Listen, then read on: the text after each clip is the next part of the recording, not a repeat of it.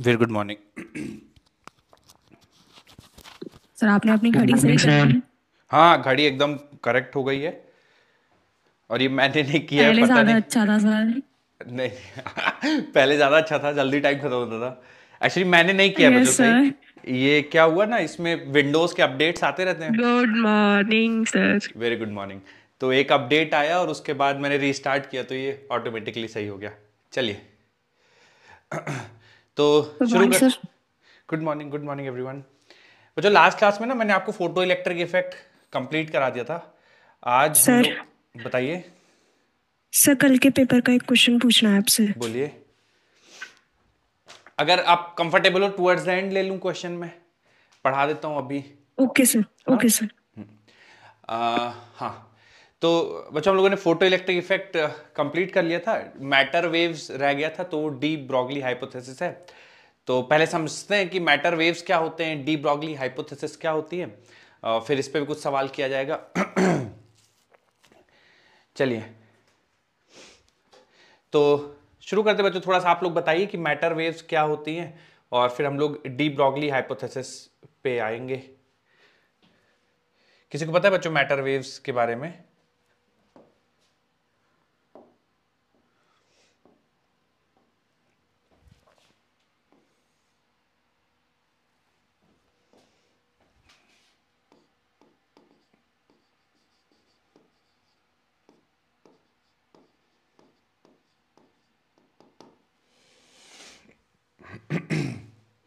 कोई बताना चाहेगा बच्चों, एक दो लाइन कुछ मैटर वेव्स के बारे में, कुछ जानकारी हो अगर आप लोगों को मैटर वेव्स।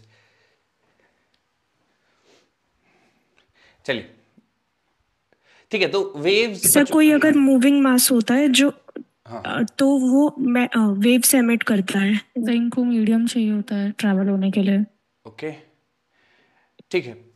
तो देखो बच्चों, इसका ना दो दो टर्म है इसमें, एक मैटर है और एक वेव्स है। पार्टिकल के बिहेवियर्स को डिस्क्राइब करते हैं एटॉमिक और सब एटॉमिक लेवल पे। पार्टिकल के बिहेवियर को बताता है। ओके, तो बच्चों दो दो चीजें, एक मैटर है और एक वेव है। ठीक है। तो ऐसी वेव जो मैटर के साथ एसोसिएटेड हो, ठीक है, उसको हम लोग मैटर वेव कहते हैं, है ना। मैटर के साथ जो एसोसिएटेड हो।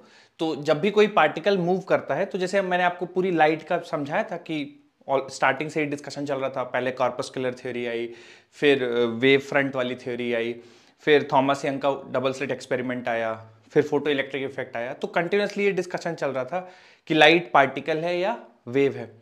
तो उस चीज को एंड करते हुए डी ब्रॉगली ने बोला था कि ये लाइट के साथ ही नहीं कि उसका डुअल कैरेक्टर है, कि हम आइडेंटिफाई नहीं कर पा रहे हैं कि वेव है पार्टिकल है। It is true for particles with mass as well, है ना। तो कोई भी जब मास मूव करता है, ठीक है, कोई मास मूव करेगा कुछ स्पीड से, कुछ वेलोसिटी से, कुछ लीनियर मोमेंटम से, तो इस मास के साथ भी एक वेव एसोसिएटेड होती है। ठीक है, जब ये मास मूव करता है तो इस मास के साथ भी वेव एसोसिएटेड होती है। इस वेव को हम लोग मैटर वेव कहते हैं। तो मैटर वेव क्या होता है? Wave associated with a moving particle is called as matter wave. तो मैटर की कैरेक्टरिस्टिक होती है वेवलेंथ। तो वेवलेंथ की वैल्यू कितनी होगी? तो लैम्डा बराबर एच अपॉन पी, जहां पे एच प्लैंक्स कांस्टेंट है और पी लीनियर मोमेंटम है। तो कोई पार्टिकल अगर मूव करेगा तो उसके साथ एक वेव एसोसिएटेड होगी, और उस वेव की वैल्यू, उस वेव की जो वेवलेंथ होगी वो एच अपॉन पी के बराबर होगी। ठीक है। तो पहले मैटर वेव डिफाइन करते हैं, फिर डी ब्रॉगली हाइपोथेसिस पे आते हैं। लिख लीजिए बच्चों एक लाइन तो मैटर वेव्स में। Wave associated with, wave associated with moving mass,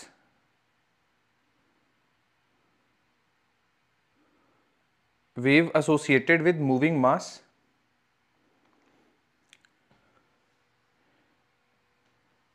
wave नमस्कार एसोसिएटेड, सर। हाँ, मैं रिपीट करूं क्या?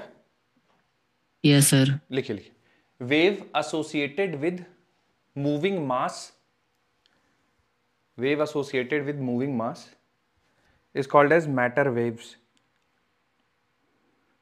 Wave associated with moving mass is called as matter wave.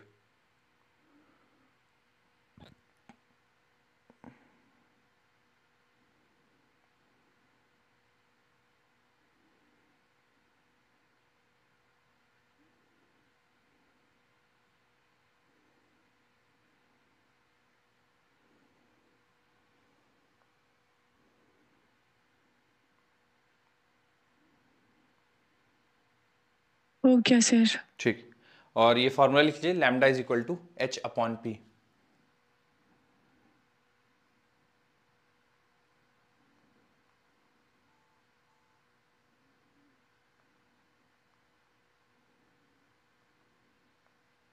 Done sir. Okay,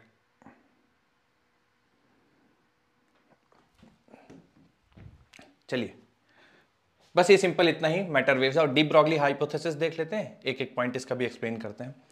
तो de Broglie imagine that light possesses both wave and particle nature, similarly matter must also possess both nature, particle as well as wave. तो ऐसे ही इस चीज का and हुआ था कि light का डुअल नेचर मान के चलेंगे, पार्टिकल नेचर भी है और वेव नेचर है। तो डी ब्रॉगली ने इसको एक्सटेंड कर दिया हर मैटर के लिए कि लाइट के साथ ही ट्रू नहीं है, हर मैटर उसका भी दो कैरेक्टर होंगे, वो वेव और मैटर दोनों की तरह बिहेव करेगा। तो वेव कैरेक्टर क्या है, उसका वेवलेंथ होना, और मैटर कैरेक्टर क्या है उसके पास, पार्टिकल नेचर क्या है उसका, मोमेंटम होना। तो lambda is equal to H upon P, तो दोनों एसोसिएटेड है, जहां मोमेंटम है वहां वेवलेंथ, और जहां वेवलेंथ है वहां मोमेंटम है। तो de Broglie imagine that despite particle nature of matter, wave must also be associated with the particles, material particles, wave associated with material particles are defined as matter waves। ठीक है, तो जो matter wave है वही D Broglie hypothesis है। तो एक line बस और मार्क करके लिख लीजिए कि इन दोनों पॉइंट को कंबाइन करके एक लाइन में मैं लिखवा देता हूं, लिख लीजिए, de Broglie suggested, de Broglie suggested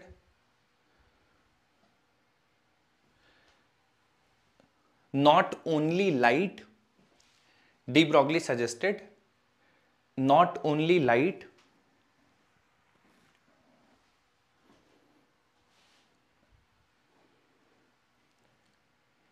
matter also possesses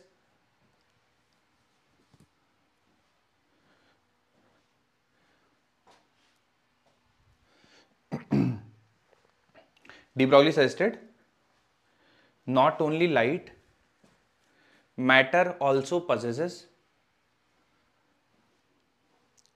particle and wave nature।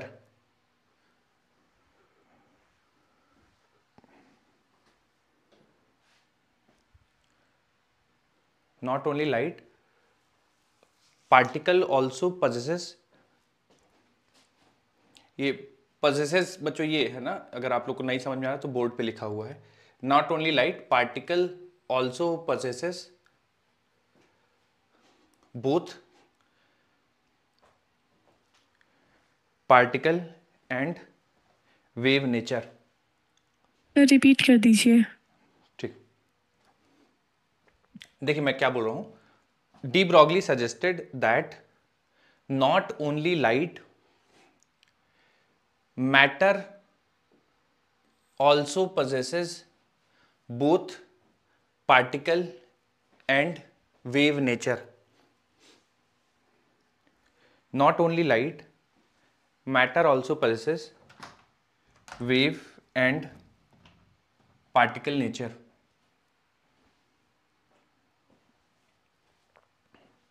हो गया सर। ठीक, बस इतना ही डी ब्रॉगली हाइपोथेसिस में। बाकी अगर आपको लिखना हो तो ये पूरी लाइनें लिख लीजिएगा, पर मेन क्रक्स वही है जो हम लोगों ने लिखा।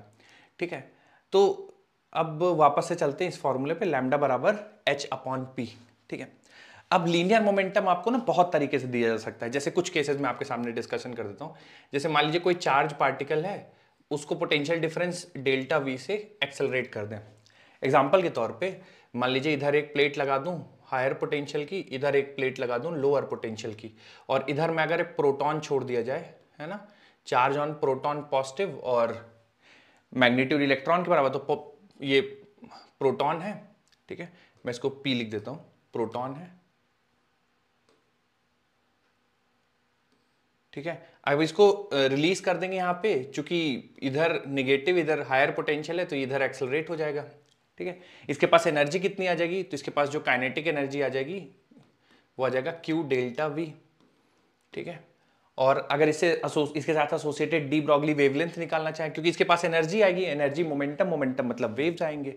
ठीक है, तो इसके साथ जो वेवलेंथ एसोसिएटेड होगी लैम्डा बराबर एच अपॉन पी, यानी लीनियर मोमेंटम।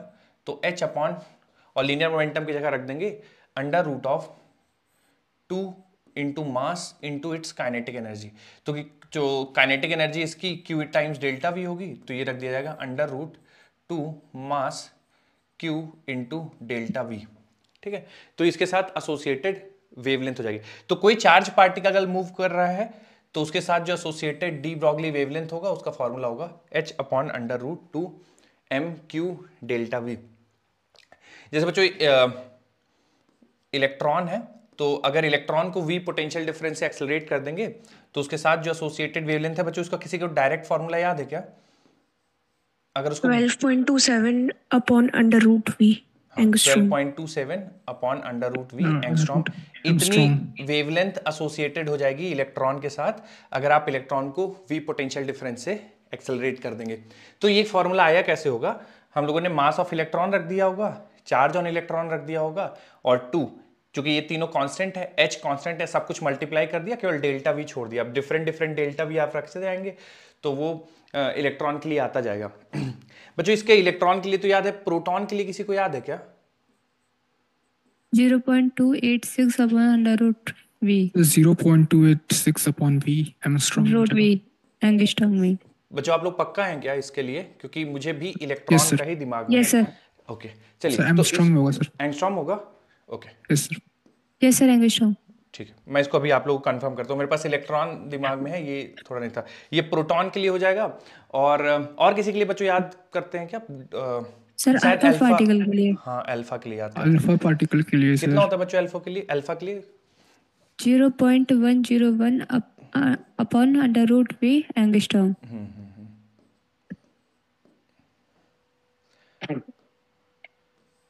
जी सर। ये न्यूट्रॉन नोट के कर लिए लीजिए, सर। और किसी को कुछ कंफ्यूजन हो तो पूछ लीजिए। और इसमें डिस्कशन करेंगे। एक गैसियस पार्टिकल है तो उसके लिए कैसे करेंगे वो भी आगे। तो ये नोट कर लीजिए, लैम्डा इलेक्ट्रॉन, लैम्डा प्रोटॉन और लैम्डा अल्फा पार्टिकल।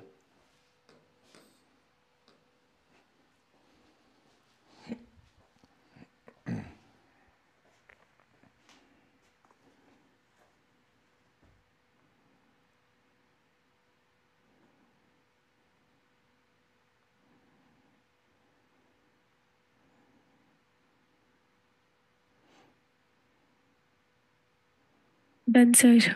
ठीक,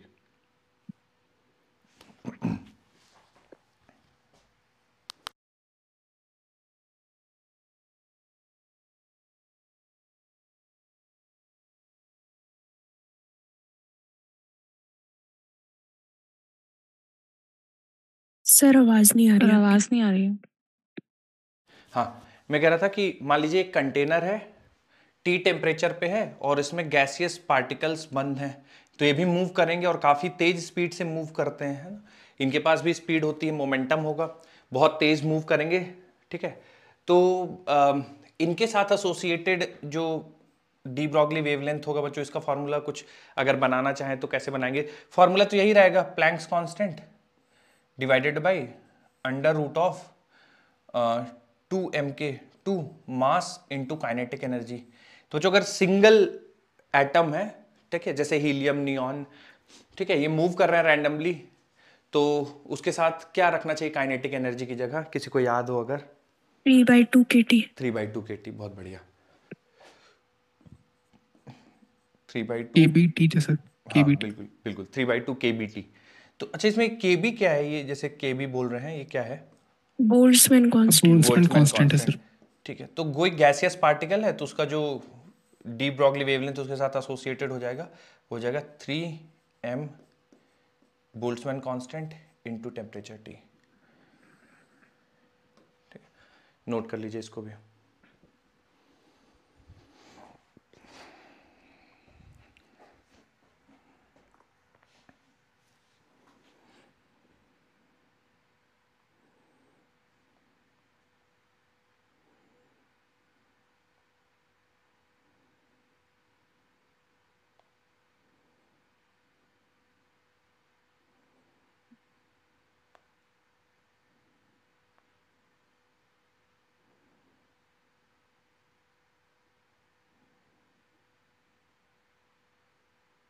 हो जाए बच्चों तो बताइएगा, फिर सवाल करेंगे इसी पे। हो गया सर। ओके,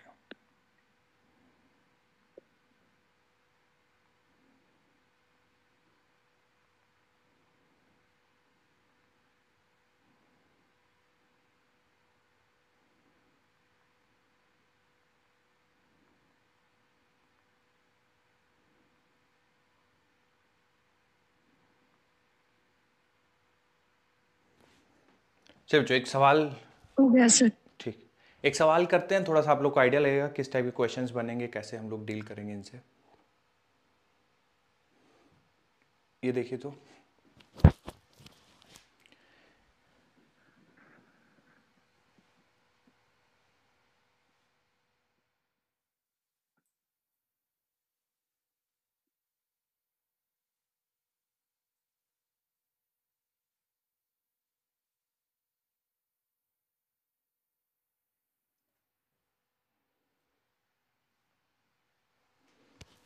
ड्यूट्रॉन बच्चों 1H2 है।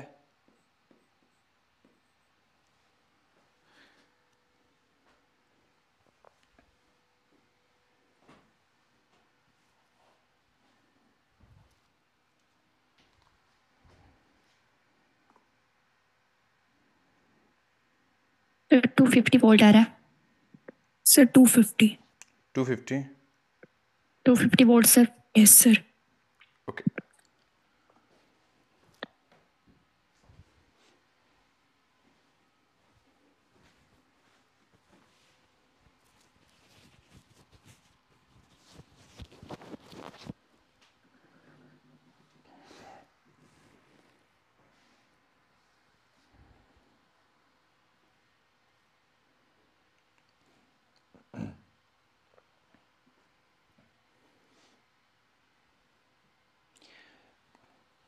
बच्चों जैसे ये ड्यूट्रॉन है, तो इसके लिए हम लोग मास के बारे में थोड़ा सा मुझे बता दीजिए, और चार्ज कितना लेना चाहिए वो बता दीजिए।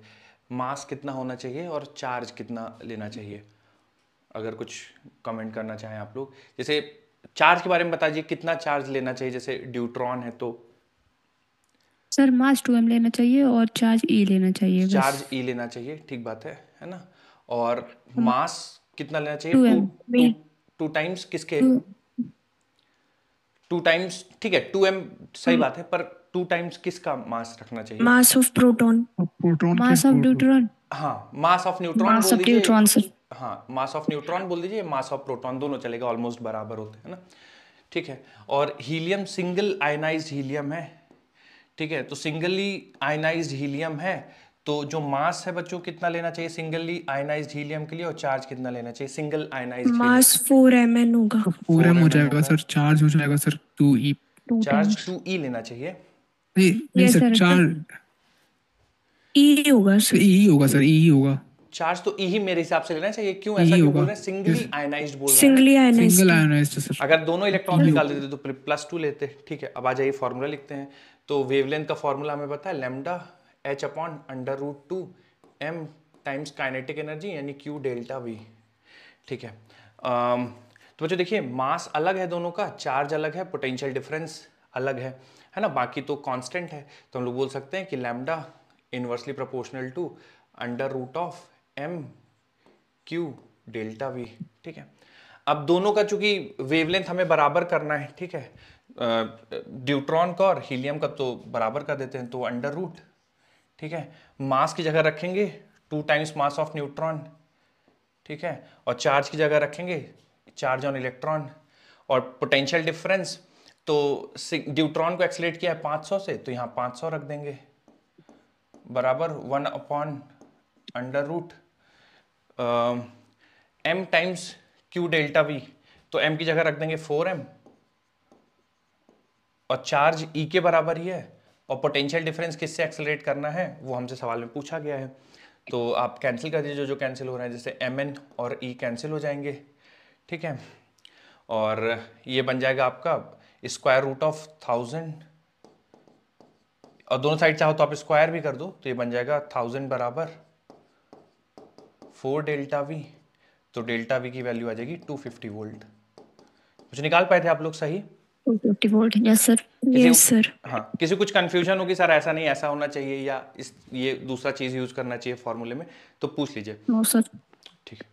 एक और सवाल करते हैं सेम कॉन्सेप्ट पे, देखिए बच्चों, है रुक ना। जाइए सर, हाँ जी, चाहिए सर। लिखिए लिखिए।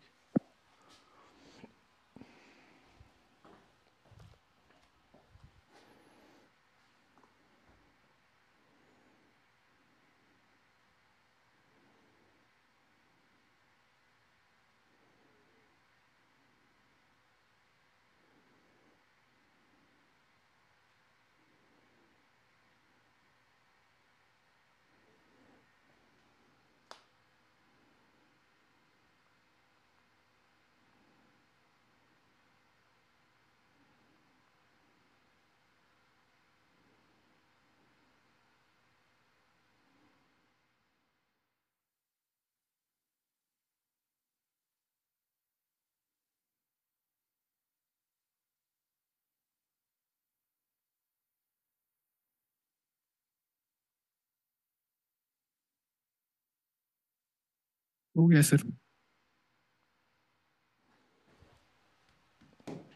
ठीक, जो अगला सवाल देखिए थोड़ा सा।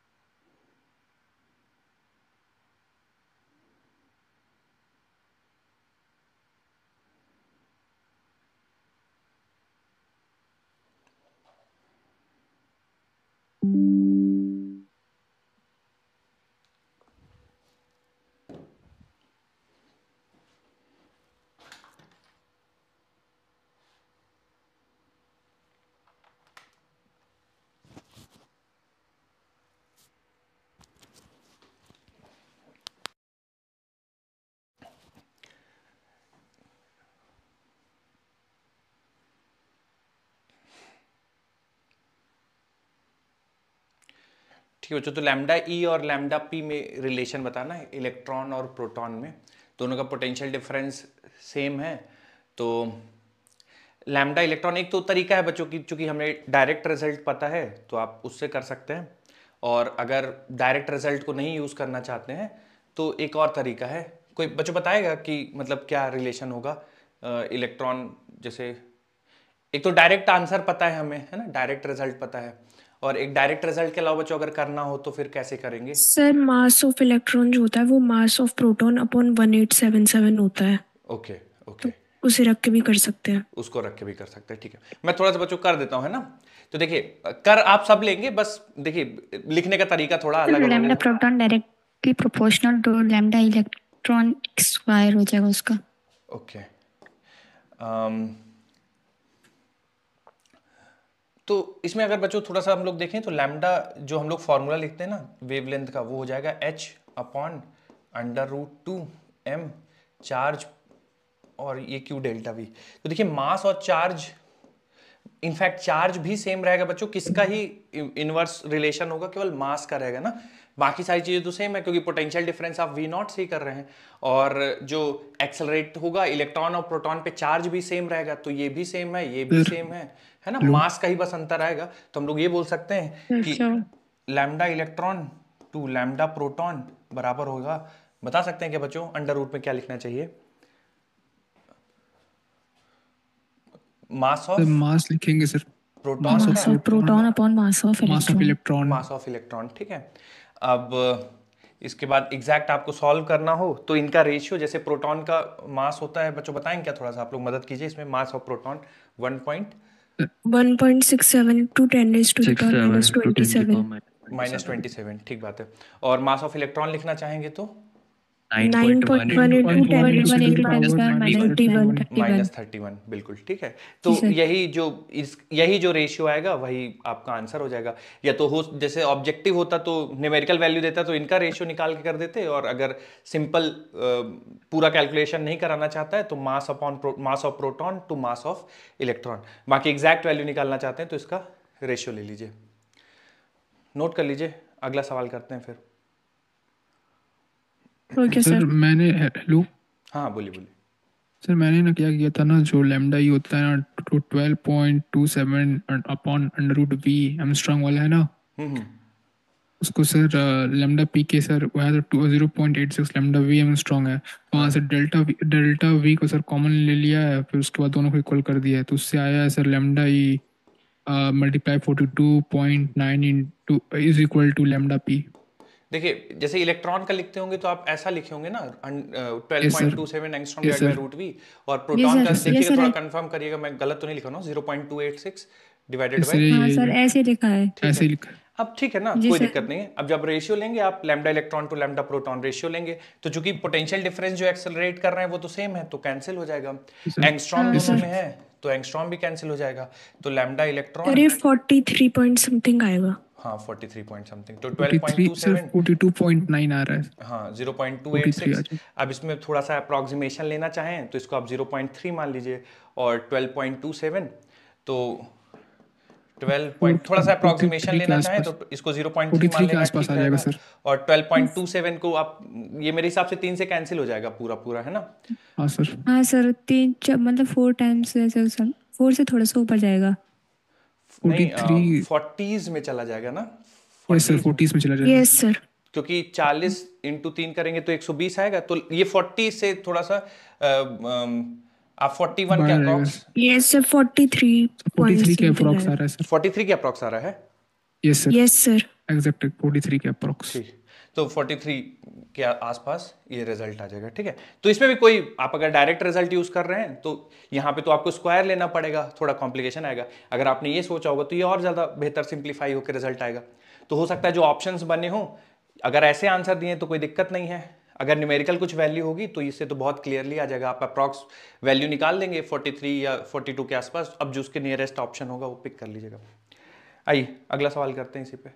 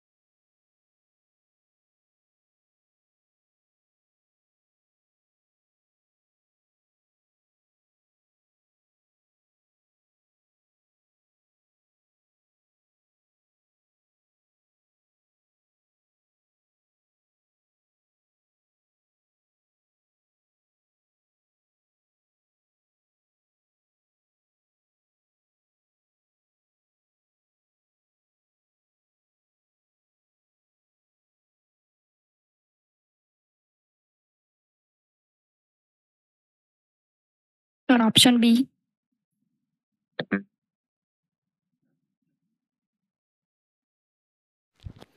Option B,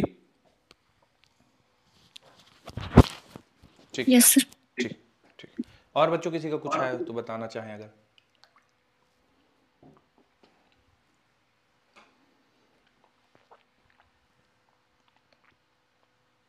sir option B आ रहा है। बी आ रहा है, ठीक। जी सर।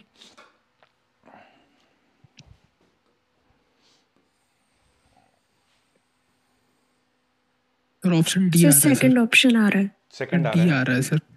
यस हाँ सर। हाँ सर सेकंड आ रहा है, उसको अंडर रूट हटाएंगे तो हाँ सर 9/4 आ जाएगा। ठीक। 9/4 आ जाएगा। आप लोगों सबका लगभग लगभग सबने सेकंड ही बोला है। चलिए आइए एक बार सर सॉल्व कर लेते हैं, सबका देखते हैं। सेकंड सर, सेकंड ही आएगा सर। ठीक। कह रहा है कि electron accelerated through a potential difference v1 has a D Broglie wavelength lambda, when the potential difference change to v2 its de Broglie wavelength increases by 50%।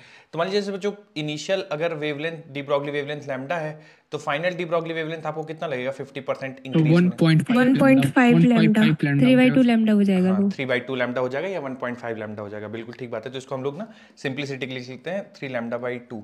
और फिर पूछा गया है कि v1:v2 का रेशियो बता दीजिए, ठीक है। तो पहले लैम्डा, अच्छा lambda inversely proportional to under root of potential difference होगा, तो lambda initial to lambda final बराबर under root of potential difference final to potential difference initial. अब जब लैम्डा इनिशियल हम लोग लैम्डा ले रहे हैं, लैम्डा फाइनल 3 लैम्डा/2 ले रहे हैं, और अंडर रूट आ जाएगा वी फाइनल। वी फाइनल बाद वाले को v2 बोल रहे हैं और पहले वाले को v1 बोल रहे हैं, तो ये कैंसिल हो जाएगा। दोनों साइड स्क्वायर कर देंगे तो बन जाएगा 4/9, और ये आ जाएगा v2/v1। तो v1/v2 का रेशियो पूछा गया है, तो v1/v2 9/4 हो जाएगा, ठीक है। किसी कुछ कंफ्यूजन हो बच्चों तो पूछ लीजिए, और इसी से मिलता जुलता अगला सवाल करते हैं।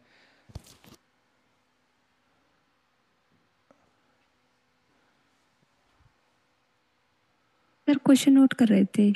करिए करिए, पूरा मत करिएगा, मतलब शॉर्ट में लिख लीजिएगा उसको।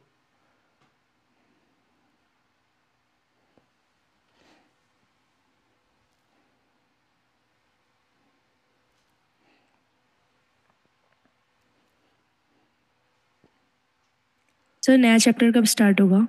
नया चैप्टर बस ये सवाल कर लेंगे हम लोग, एक दो और सवाल करेंगे, उसके बाद नया चैप्टर शुरू करेंगे। क्रॉम्पटन इफेक्ट नहीं पढ़ाएंगे? क्या बेटा? Crompton Crompton effect? Effect, yes sir. नहीं, क्रॉम्पटन इफेक्ट ठीक है, थोड़ा सा मैं बता दूंगा आपको, हल्का फुल्का आइडिया दे दूंगा, है ना। जी सर।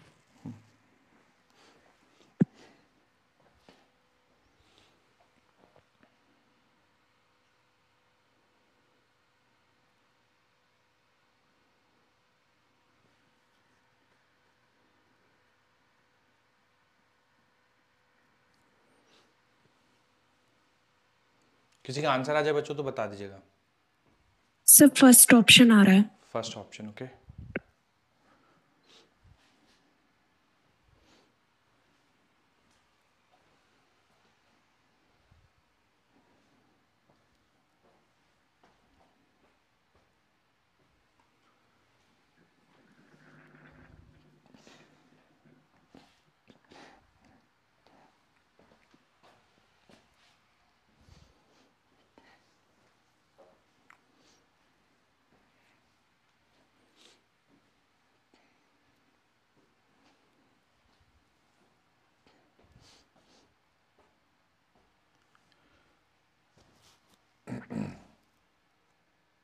सर ऑप्शन बी आ रहा है।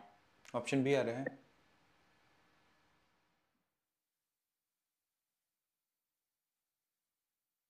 चलिए,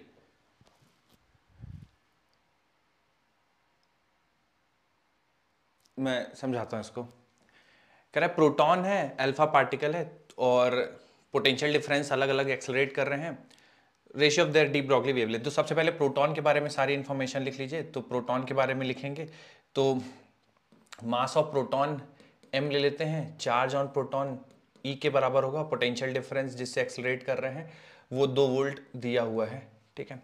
और अल्फा पार्टिकल के बारे में बात करेंगे तो mass of alpha particle 4 times m लिखेंगे, 4 4m। टाइम्स, है ना।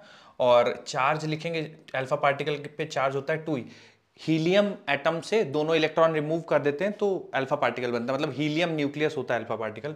और पोटेंशियल डिफरेंस अल्फा पार्टिकल को एक्सेलरेट कर रहे हैं 4v से। और सवाल में आपसे पूछ दिया गया है कि ratio of their de Broglie wavelength कितना होगा, तो lambda P is to lambda alpha निकालना है। तो बच्चों देखिए, lambda is equal to h upon under root 2 times m q delta V, ठीक है। तो दोनों में देखिए क्या क्या चीज़ों का अंतर है, मास, चार्ज और पोटेंशियल डिफरेंस, ठीक है। तो ये इन्वर्सली प्रोपोर्शनल है, तो जैसे आप लिखेंगे lambda proton to lambda alpha particle, तो आपको लिखना पड़ेगा under root of mass of alpha, charge of alpha, potential difference of alpha divided by proton के लिखेंगे तो mass of sir first proton, option आ रहा है सर। चार्ज ऑन प्रोटॉन और potential difference on proton. Sir first option आ रहा है। ठीक, ओके, फर्स्ट ही आ रहा है। ठीक। तो मास ऑफ अल्फा लिखेंगे तो 4 टाइम्स m हो जाएगा, चार्ज ऑन अल्फा लिखेंगे 2e हो जाएगा, पोटेंशियल डिफरेंस 4 से एक्सेलरेट कर रहे हैं। प्रोटॉन के लिए लिखेंगे तो मास ऑन प्रोटॉन m हो जाएगा, चार्ज ऑन प्रोटॉन e हो जाएगा, और पोटेंशियल डिफरेंस ऑन प्रोटॉन 2 से एक्सेलरेट कर रहे हैं। तो अब एम ई कैंसिल कर लीजिए, 2 से 2 कैंसिल हो जाएगा, तो बच्चों ये 4 आ जाएगा स्क्वायर रूट, तो 4:1 आंसर आएगा, ऑप्शन ए। ठीक, किसी कुछ और आ रहा हो बच्चों तो देख लीजिए एक बार, और करते हैं सवाल, देखिए फिर।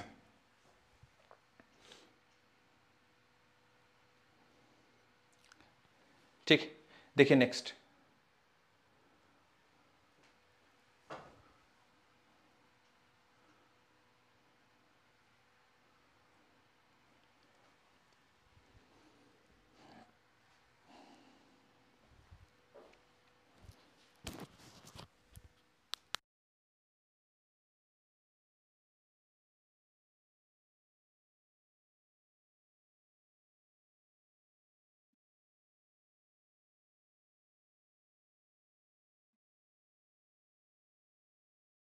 Sir B option.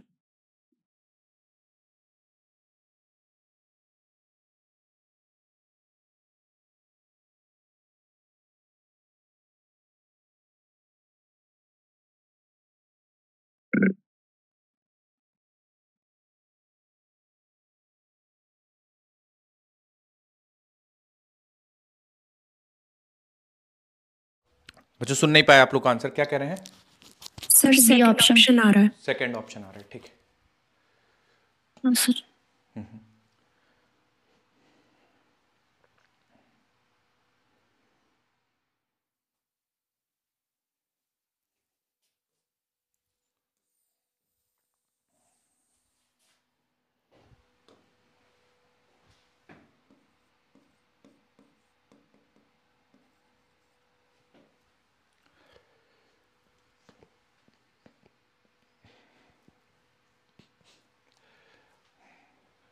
तो प्रोटॉन का वेवलेंथ लैम्डा दिया हुआ है और लैम्डा होगा h/√2m proton into kinetic energy of proton, ठीक है।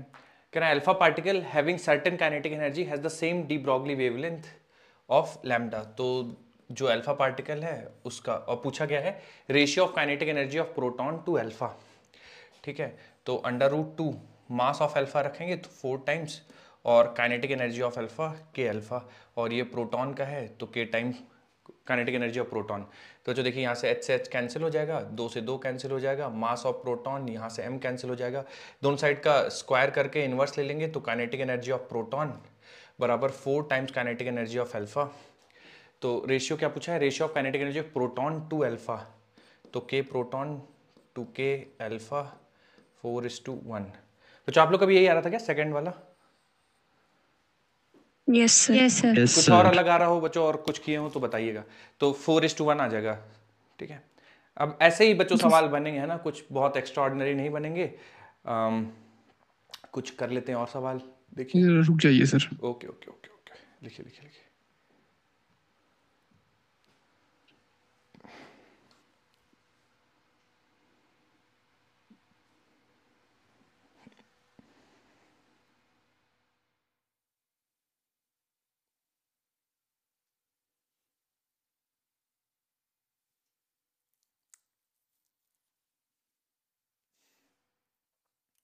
बदल दो सवाल बच्चों, एक और करते हैं, थोड़ा सा आप लोग को आइडिया लगेगा। ये देखिए,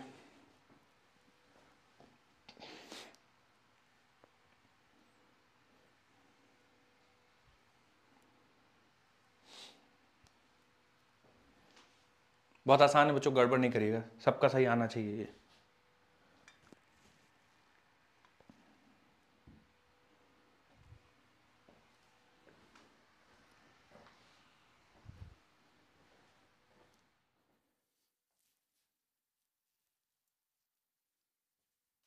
sir first option.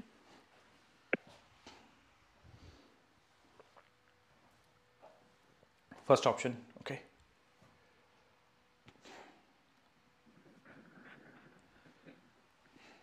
A option sir, A option. A option, okay. मुझे सबके आंसर आने चाहिए, मैं आप सबको बताइए भाई, एक दो लोग बस मत आंसर करिए, कुछ नहीं है। पहला वाला है सर, पहला वाला। फर्स्ट आ रहा है, ठीक जी सर। तो फर्स्ट ऑप्शन आ रहा है, ठीक।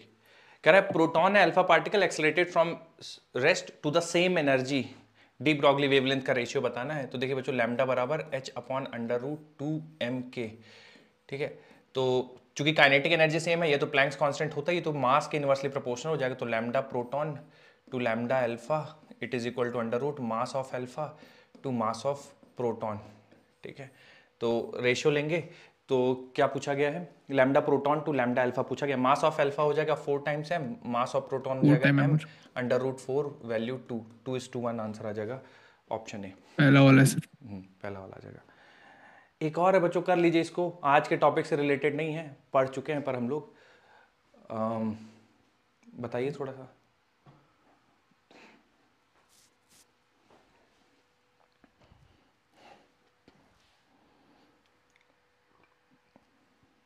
Sir fourth option.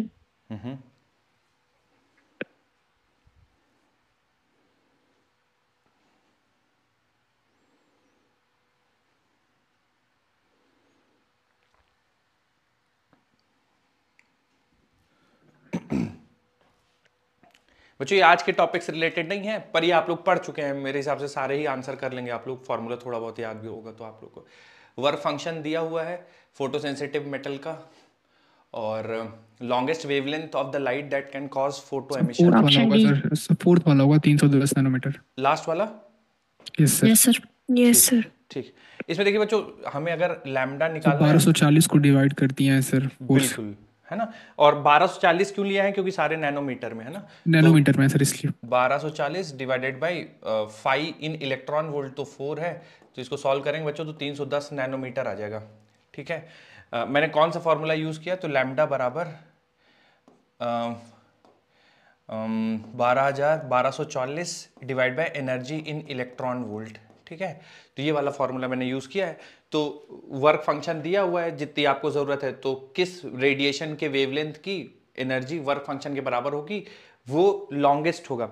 अच्छा बच्चों, इस सवाल में ये पूछ दिया जाए कि इनमें से किन किन वेवलेंथ के लिए फोटो इलेक्ट्रिक इफेक्ट होगा, इनमें से किन किन वेवलेंथ के लिए फोटो इलेक्ट्रिक इफेक्ट होगा, तो फिर आप क्या आंसर सेलेक्ट करते, किन किन के लिए होगा फोटो सी इलेक्ट्रिक। और डी के ऑप्शन के लिए। लिए तो सी वाले के सर लिए। सी वाला। सी और डी के लिए। सी के डी लिए के लिए। होगा, डी के लिए होगा ही, मतलब एनर्जी बराबर हो जाएगी। ठीक है, यस तो उसको भी मान लेंगे। Yes sir. ये दोनों के लिए होगा, इनके लिए नहीं होगा, है ना, क्योंकि जी सर। मैक्सिमम वेवलेंथ से वेवलेंथ कम होनी चाहिए, और थ्रेशोल्ड कम फ्रीक्वेंसी होनी में उल्टा चाहिए, होता है कि थ्रेशोल्ड से ज्यादा होनी चाहिए। ठीक ज्यादा है, होनी चाहिए। अब नेक्स्ट चैप्टर डाल दीजिए बच्चों, एटम्स। इन्होंने थोड़ा सा लिखना नहीं है ना, मैं चूंकि इन्होंने पूछ दिया है तो मैं बता देता हूं, बस लिखना नहीं है आपको किसी को ये। ठीक है, क्रॉम्पटन इफेक्ट। तो देखिए क्रॉम्पटन इफेक्ट में होता क्या है, एक फोटोन जाके टकराता है इलेक्ट्रॉन से। ठीक है, तो फोटोन जाके टकराता है इलेक्ट्रॉन से, मान लीजिए इसका जो मोमेंटम है p बराबर h बाई लैम्डा है। ठीक है, ये जाके टकराएगा इलेक्ट्रॉन से, और टकराने के बाद इलेक्ट्रॉन मान लीजिए इस डायरेक्शन में चला गया, और ये फोटोन टक्कर के बाद इस डायरेक्शन में चला गया लैम्डा डैश, और इसका मोमेंटम कुछ p डैश है, तो मोमेंटम कंजर्व रहेगा। ठीक है, अब ये आप इंजीनियरिंग फर्स्ट ईयर में पढ़ते हैं, हम लोग का यूज नहीं है तो बहुत ज्यादा हम लोग डिटेल में नहीं है, फिर भी। तो क्रॉम्पटन इफेक्ट क्या बताता है कि फोटोन जाके टकराता है इलेक्ट्रॉन से, और टक्कर के बाद फोटोन निकलेगा, उसका कुछ वेवलेंथ होगा, और इलेक्ट्रॉन मान लीजिए चला गया, इसका कुछ वेवलेंथ है। तो एक्स एक्सिस और वाई एक्सिस दोनों में लीनियर मोमेंटम कंजर्व रहेगा, बस ये है। ठीक है, तो आप मान लीजिए थीटा एंगल है, तो ये थीटा एंगल पे गया, और ये कुछ एंगल मान लीजिए फाई एंगल पे गया, तो इनके मोमेंटम, लीनियर मोमेंटम का एक्स कंपोनेंट और वाई डायरेक्शन का लीनियर मोमेंटम कंजर्व रहेगा, बस इतना है। ठीक है, तो linear momentum in X direction it is equal to linear momentum X direction final, बराबर होंगे, बस इतना है, वही है। ठीक है, तो लिखिए नहीं, आप लोग पूछ दिया इन्होंने तो थोड़ा सा मैं बताता हूँ। अगली हेडिंग डाल दीजिए एटम्स, और एक एक करके बच्चों हम लोग सारे लगभग बात करेंगे सारे मॉडल्स की। ठीक है, Thomson models, Rutherford model, Bohr model, सारे मॉडल की बात सर करेंगे। और इसके आप इसके पहले सर हम लोग कोई डीपीयू का क्वेश्चन पूछ लें सर। पूछ लीजिएगा, लास्ट में पूछ लीजिएगा, है ना, सारे जो भी आपके डाउट है, हम लोग ठीक। 15-10 तो मिनट लास्ट में। में शोर होने लगता है क्लास में, इसलिए और दिक्कत होती क्लास में शोर होने लगता है, अब रहने दीजिए, लास्ट में पूछ लीजिएगा ना, लास्ट में 15 मिनट लगभग पहले हम लोग डिस्कशन शुरू कर देंगे। है। ठीक है सर, ठीक है सर। तो थॉमसन्स मॉडल और बोहर्स मॉडल और जितने भी पहले मॉडल्स है वो एक एक करके सारे डिस्कशन करेंगे। आइए, हेडिंग डाल दीजिए बच्चों, सबसे पहले एटम्स और डाल्टन्स थ्योरी डाल दीजिए हेडिंग। तो वैसे तो लिख रखा है मैंने, पर डाल्टन्स थ्योरी के बारे में बच्चों आप लोग कुछ बताना चाहें, जैसे लिखा ही हुआ है।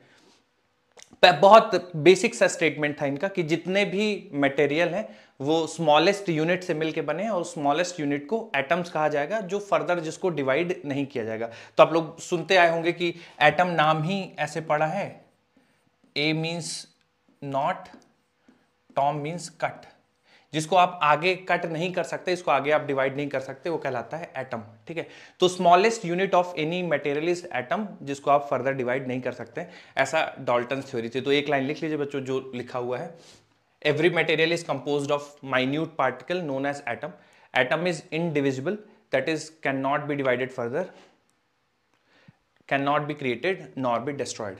लिख लीजिए एक लाइन इसको।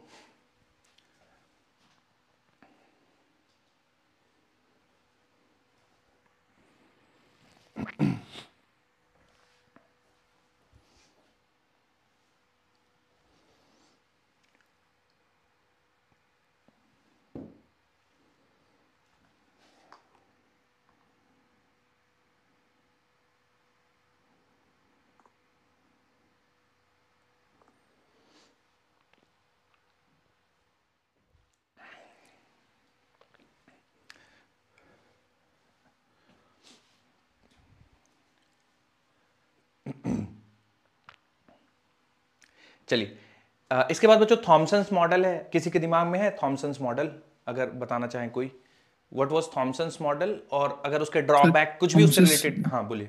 सर थॉमसन्स मॉडल में बेसिकली क्या हुआ था ना, वो एक प्लम पुडिंग मॉडल उसको कहा जाता है सर। उसमें वो क्या किए थे ना, मतलब एक कई सारी स्पेस है उसमें, बीच बीच में इलेक्ट्रॉन ऐसे रखे हुए हैं, हाँ उसको ये बताए थे अच्छा इलेक्ट्रॉन कहाँ कहाँ पे, लेकिन कोई पॉजिटिवली चार्ज्ड यूनिफॉर्मली डिस्ट्रीब्यूटेड कहाँ पे यूनिफॉर्मली प्लेस कर दिए थे। लेकिन ड्रॉबैक उसका ये था सर कि सर वो ये नहीं बता पाए थे कि वो एनर्जी लॉस क्या कर रहा है, इन ओके सबको नहीं बता पाए थे सर। ठीक ठीक, बहुत बढ़िया। स्टेबिलिटी एक्सप्लेन नहीं कर पाया था स्टेबिलिटी एटम्स की। एक्सप्लेन नहीं कर स्टेबिलिटी भी पाए थे, बिल्कुल एक्सप्लेन नहीं बिल्कुल कर पाए थे सर। बिल्कुल। तो देखिए यहाँ तक कोई दिक्कत नहीं थी, है ना, कि एटम्स, है ना, मैं ये आपको समझाने की कोशिश कर रहा हूँ कि थॉमसन का जो मॉडल है उसके आने का कारण क्या था। ये ठीक है कि सबसे माइन्यूट पार्टिकल एटम होता है, उसको आगे हम लोग डिवाइड नहीं कर सकते, ठीक है।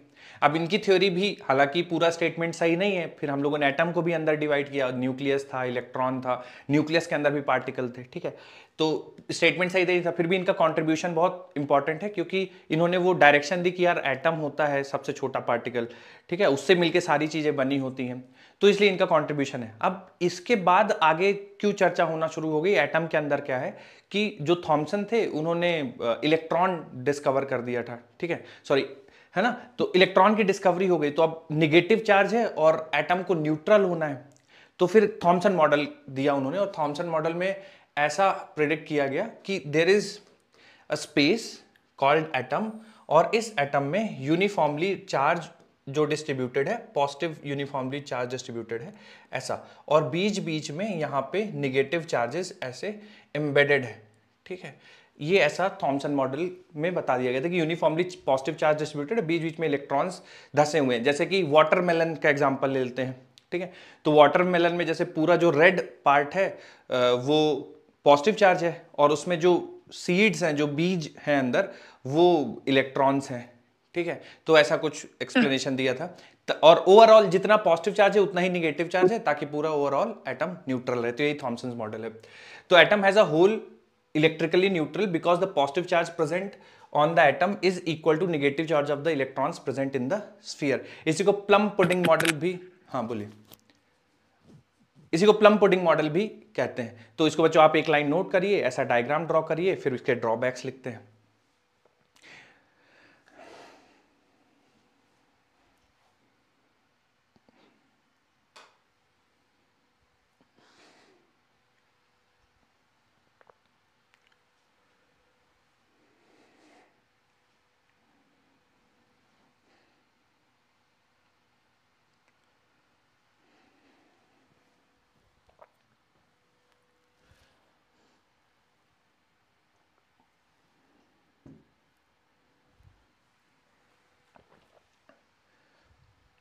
लिख लीजिएगा बच्चों, तो अगली हेडिंग ड्रॉबैक्स, थॉमसन्स मॉडल के ड्रॉबैक्स।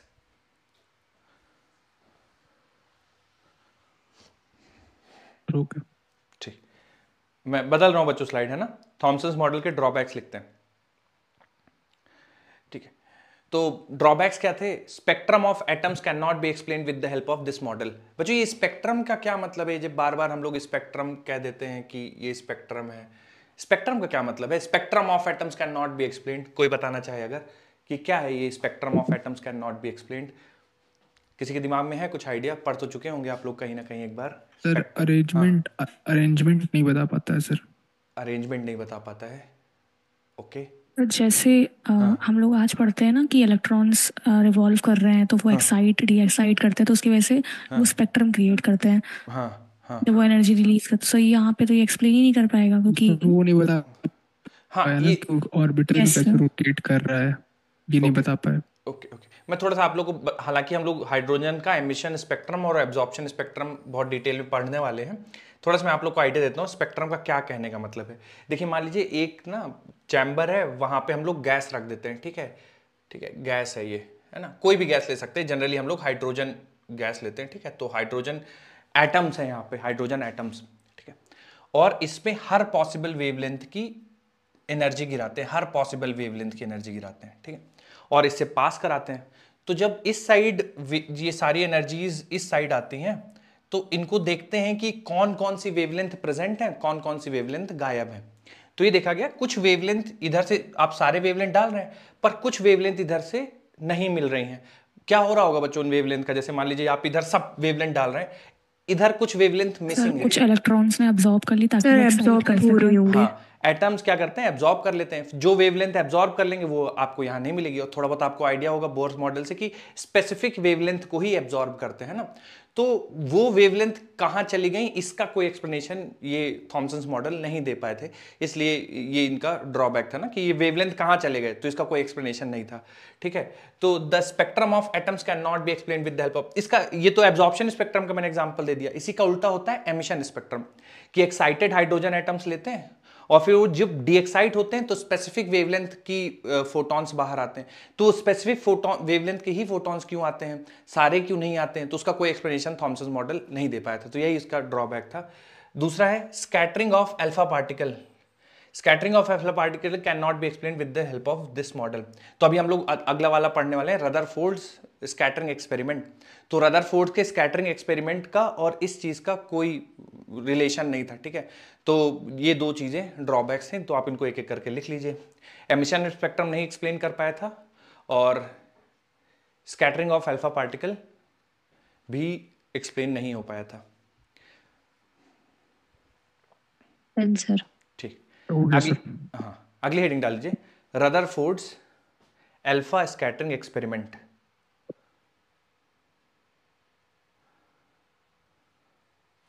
सर अभी नहीं हुआ। लिखे लिखे लिखे।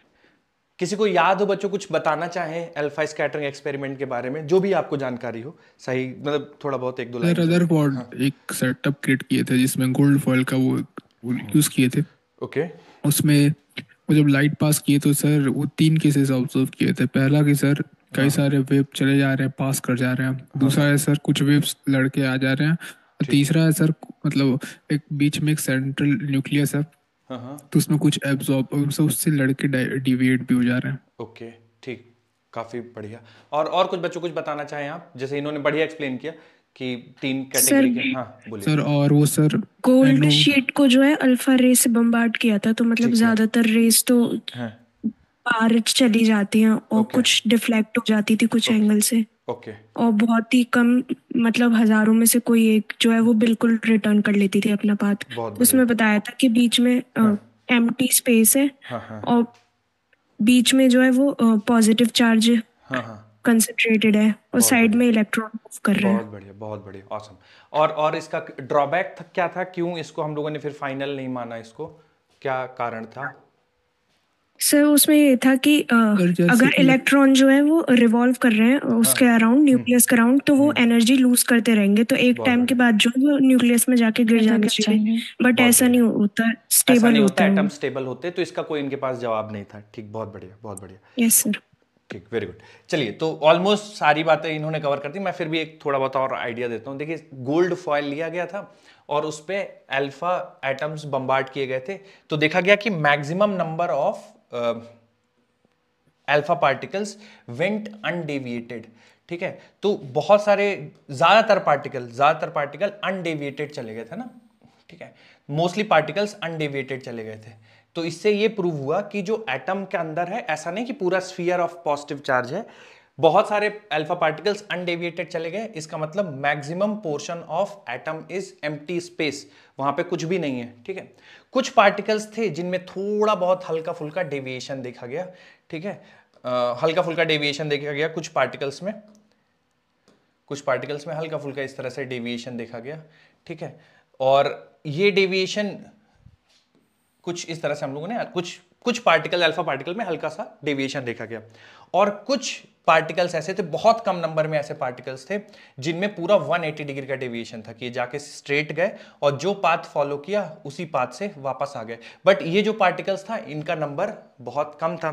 तो इससे ये प्रूव हो गया कि जो एटम है उसमें, ये बात सही है कि जितना पॉजिटिव उतना निगेटिव है, पर जितना एटम का पॉजिटिव चार्ज है वो सेंटर ऑफ द एटम में पूरा कॉन्सेंट्रेटेड है। ठीक है, और वो सेंटर ऑफ द एटम में जो जहां पे पूरा चार्ज कॉन्सेंट्रेटेड है, उसको क्या नाम दिया जाएगा बच्चों, बताएंगे क्या थोड़ा सा? क्या नाम देते हैं जहां पे पूरा पॉजिटिव चार्ज कॉन्सेंट्रेटेड है? न्यूक्लियस। न्यूक्लियस। तो रदरफोर्ड पहले साइंटिस्ट थे जिन्होंने ये न्यूक्लियस नाम दिया था, ठीक है।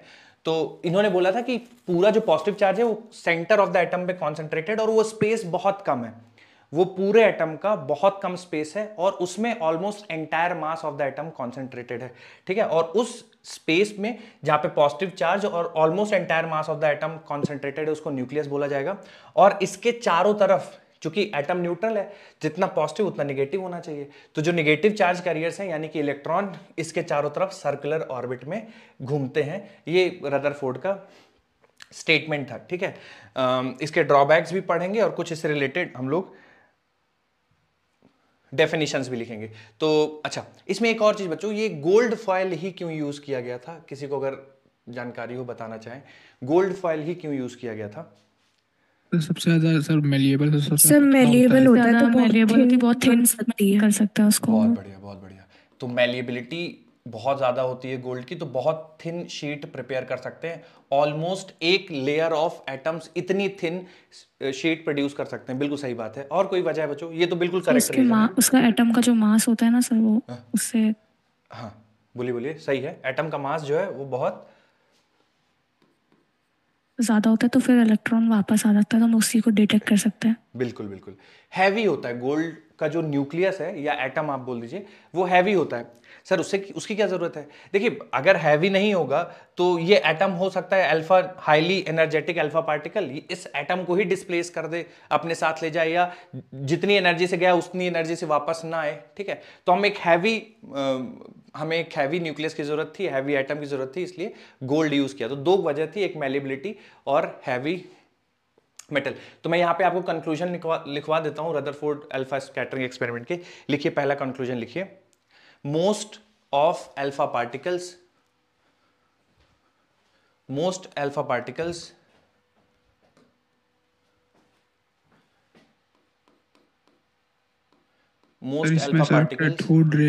कैथोड रे और एनोड रे के बारे में भी बताया गया था। एनोड रे, कैथोड रे नहीं समझा मैं आपकी जैसे बात। जैसे इसमें एक्सपेरिमेंट में ना गैस शार की वजह से उसमें एनोड और कैथोड रे भी बताया गया था। ओके,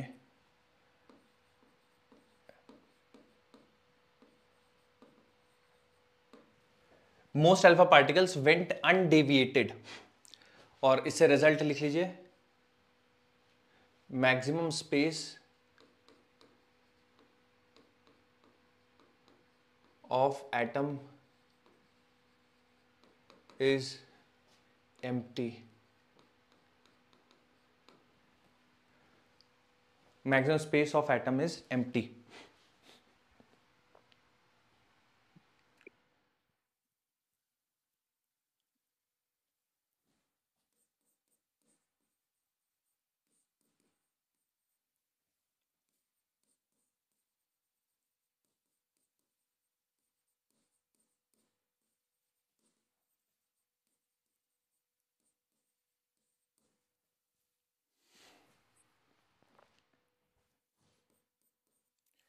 बच्चों ये सेकंड पॉइंट लिखना है, very few alpha particles got deviated by 180 degree, और इससे कंक्लूड क्या किया, entire positive charge is concentrated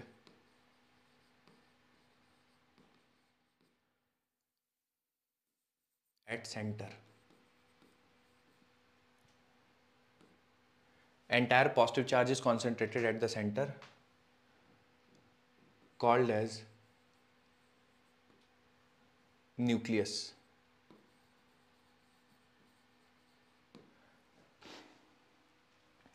Very few alpha particle got deviated by 180 degree. इससे पता चला कि entire positive charge is concentrated at the center, called as nucleus.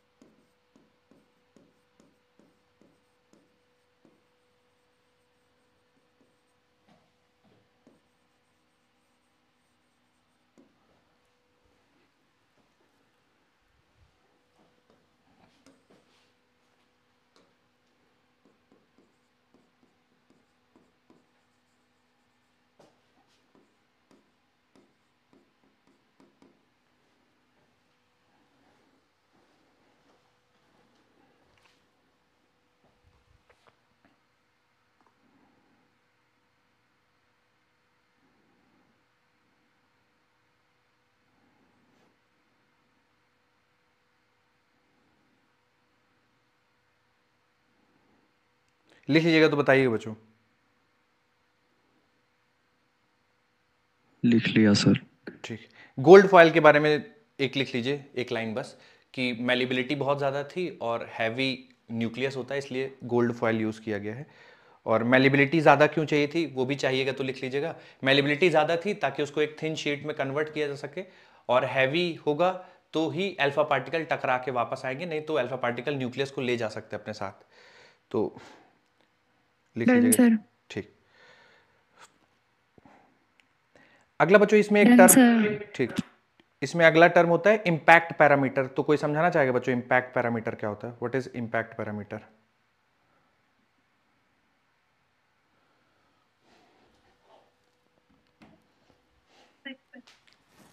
Impact parameter देखिए मैं थोड़ा सा बताता हूं आपको। सर कितने एंगल से डेटा? हाँ हाँ बोलिए।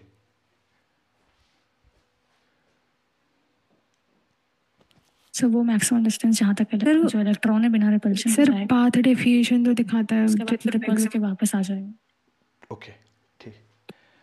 तो देखिए इंपैक्ट पैरामीटर होता है line of motion of alpha particle और न्यूक्लियस के बीच की दूरी।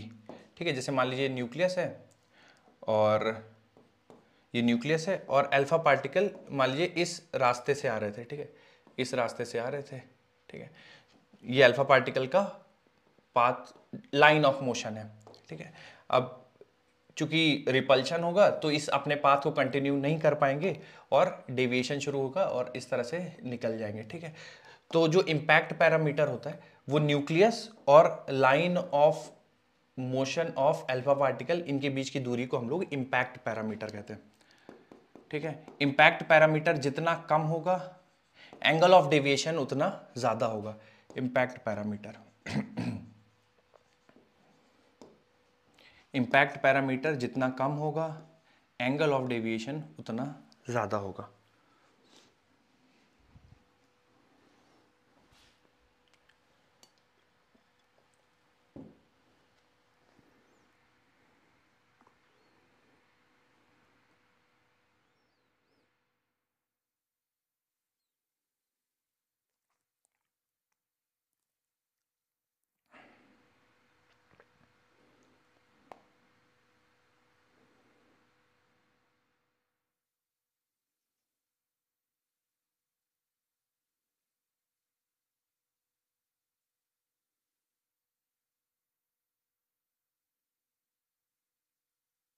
हो गया सर।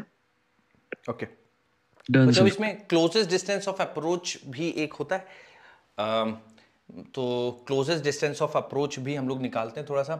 अगर आप लोगों ने कर सकते हैं, वैसे आप लोग भी सॉल्व कर सकते हैं, मैं थोड़ा सा आप लोग को मदद करता हूं, बाकी को चाहता हूं कि आप लोग मुझे बताएं closest distance of approach. Actually आप यहां से इस एक्सपेरिमेंट का इंपॉर्टेंस समझ सकते हैं कि जब रदरफोर्ड एक्सपेरिमेंट हुआ था ना बोहर्स मॉडल आने से पहले, ठीक है, उस समय इन्होंने ना साइज ऑफ न्यूक्लियस प्रेडिक्ट कर दिया था बेसिक इलेक्ट्रोस्टैटिक्स के कॉन्सेप्ट लगा के। जैसे आप लोग बच्चों कुछ गेस करना चाहेंगे कि कैसे साइज ऑफ न्यूक्लियस? मैं थोड़ा सा हिंट देता हूं ऑब्वियसली आपको कि ये मान लीजिए न्यूक्लियस है और इधर से एक अल्फा पार्टिकल प्रोजेक्ट कर दिया गया। ठीक है, हिंट ये है कि इस अल्फा पार्टिकल के पास काइनेटिक एनर्जी है, इस अल्फा पार्टिकल के पास चार्ज 2e है, इसका मास कुछ m मान लेते हैं, मास ऑफ अल्फा पार्टिकल। यहाँ पे गोल्ड फॉयल है तो ये मास ऑफ गोल्ड है, ये फिक्स है। देखिए ये तो अपनी पोजीशन नहीं चेंज करेगा ना। तो क्लोजेस्ट डिस्टेंस ऑफ अप्रोच कैसे निकाल सकते हैं बच्चों? हिंट ये है कि जैसे देखिए एनर्जी कंजर्वेशन से। एनर्जी कंजर्वेशन से, बहुत बढ़िया। तो हिंट ये है बच्चों कि जैसे जैसे देखिए अल्फा पार्टिकल पास आता जाएगा ना इसके न्यूक्लियस के, वैसे वैसे इसकी स्पीड कम होती जाएगी, है ना। और स्पीड क्यों कम होती जाएगी बाय द वे बच्चों? जैसे मान लीजिए आपने इसको कुछ आयन फेंका, इसकी स्पीड क्यों कम होती जाएगी जब जैसे से गोल्ड रिपल्शन है, रिपल्शन लगेगा। ठीक है, तो क्लोजेस्ट डिस्टेंस ऑफ अप्रोच में मान लीजिए यहां तक आ गया। ठीक है, अल्फा पार्टिकल यहां तक आ गया और ये क्लोजेस्ट डिस्टेंस ऑफ अप्रोच है, मैं इसको डी लिख देता हूं, क्लोजेस्ट डिस्टेंस ऑफ अप्रोच। तो जब अल्फा पार्टिकल यहां पहुंच जाएगा तब इसकी काइनेटिक एनर्जी 0 हो जाएगी। ठीक है, और यहां से वापस आ जाएगा। तो चलिए बच्चों थोड़ा सा बताइए आप कैसे सॉल्व किया जाए। तो एक तो इन्होंने बोला कि सर एनर्जी कंजर्वेशन लगा सकते हैं, बिल्कुल ठीक बात है। एनर्जी कंजर्वेशन लगा सकते हैं, क्योंकि कोई भी नॉन कंजर्वेटिव फोर्स नहीं है। Initial mechanical energy will be equal to final mechanical energy. तो यहाँ पे जो काइनेटिक एनर्जी, इनिशियल एनर्जी, वो केवल काइनेटिक एनर्जी और कुछ तो है नहीं, ठीक है। जब ये यहां पहुंच जाएगा तो काइनेटिक एनर्जी जीरो हो गई और सारी की सारी इलेक्ट्रोस्टैटिक पोटेंशियल एनर्जी में कन्वर्ट हो जाएगी। तो यहां पे एनर्जी है के, और जब ये यहां पहुंच जाएगा तो पूरी की पूरी कन्वर्ट हो जाएगी electrostatic potential energy. Electrostatic potential energy का फॉर्मूला बच्चों अगर आप में से कोई बताना चाहे कितना होता है electrostatic potential Q1 Q2 by R के Q1 Q2 बाई आर। तो के का वैल्यू हो गया 1/4 पाई एप्सिलॉन नॉट Q1, मतलब कि अल्फा पार्टिकल पे चार्ज के Q1 Q2 मतलब हो गया गोल्ड पे चार्ज। तो गोल्ड पे जितने नंबर ऑफ प्रोटॉन्स होंगे, number of protons on gold into e, ठीक है। और के Q1 Q2 डिवाइडेड बाय क्या करना चाहिए बच्चों, के Q1 Q2 divided by D, closest distance of approach. तो यहां से अगर आप क्लोजेस्ट डिस्टेंस ऑफ अप्रोच की वैल्यू निकालना चाहें तो 1/4 पाई एप्सिलॉन नॉट, ठीक है। Charge on alpha particle 2e, charge on gold nucleus, number of protons on gold into E divided by kinetic energy of alpha particle, ठीक है। तो जितनी काइनेटिक एनर्जी से आप अल्फा पार्टिकल को एक्सेलरेट कर रहे हैं वो पता है हमें। अल्फा पार्टिकल पे 2e चार्ज होता है पता है, गोल्ड पे कितने नंबर ऑफ प्रोटॉन्स हैं पता है, 1/4 पाई एप्सिलॉन नॉट की वैल्यू पता है। तो ये जब सारी वैल्यू सब्स्टिट्यूट कर देंगे तो क्लोजेस्ट डिस्टेंस ऑफ अप्रोच आ गई, ठीक है। और ऑलमोस्ट इन्होंने सही बता दिया था। तो इसका ऑर्डर आ गया था 10⁻⁻15 मीटर का ऑर्डर, और यही साइज ऑफ न्यूक्लियस है। तो उस समय एक सिंपल एक्सपेरिमेंट और इलेक्ट्रोस्टैटिक के कॉन्सेप्ट से बता दिया था। बाद में बहुत फिर जब एडवांस इंस्ट्रूमेंट्स आ गए और बाद में निकाला गया तो ऑलमोस्ट 10⁻⁻15 मीटर न्यूक्लियस का साइज आ रहा था।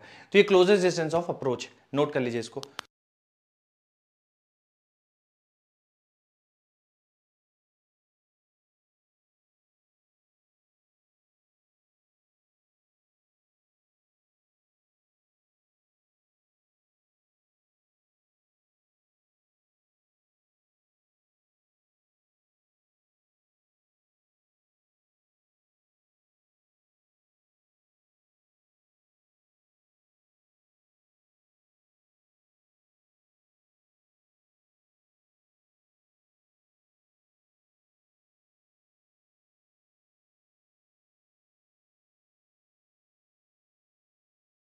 ठीक,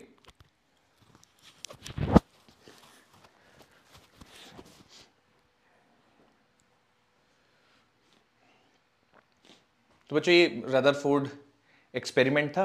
अब इसके ड्रॉबैक्स थोड़े से पढ़ लेते हैं। तो एक ड्रॉबैक तो किसी ने आप में से ही किसी ने बताया कि सर स्टेबिलिटी ऑफ एटम को एक्सप्लेन नहीं कर पाए, ठीक है। तो मैं थोड़ा समझाता हूं स्टेबिलिटी ऑफ एटम को कैसे एक्सप्लेन नहीं कर पाए।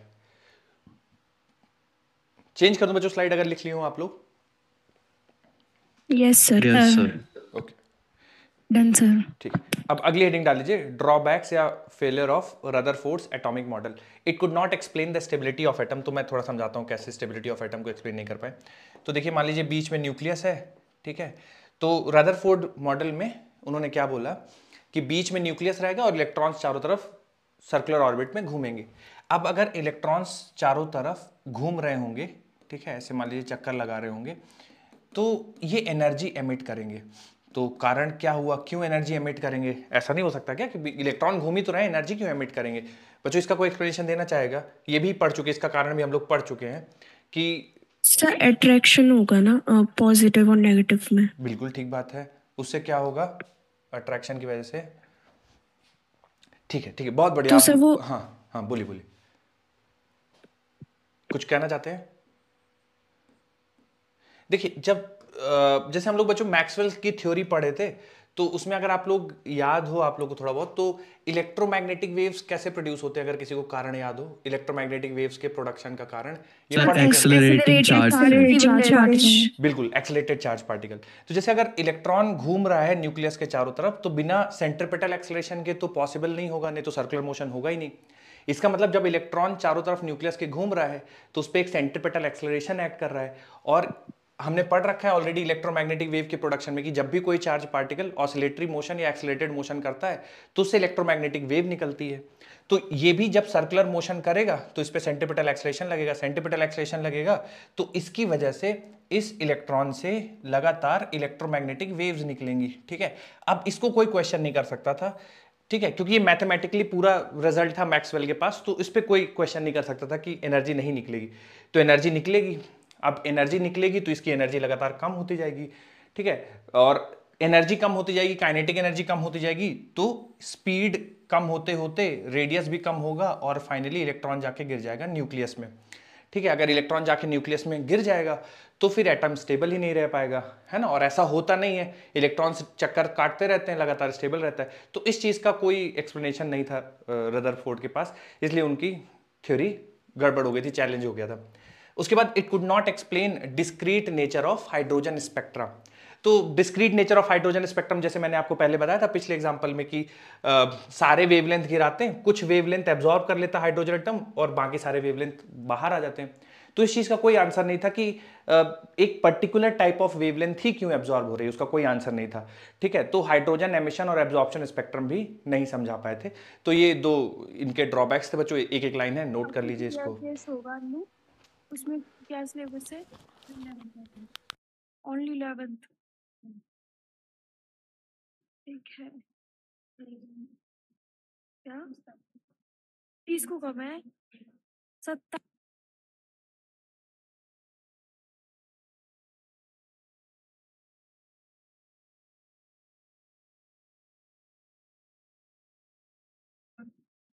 Done sir.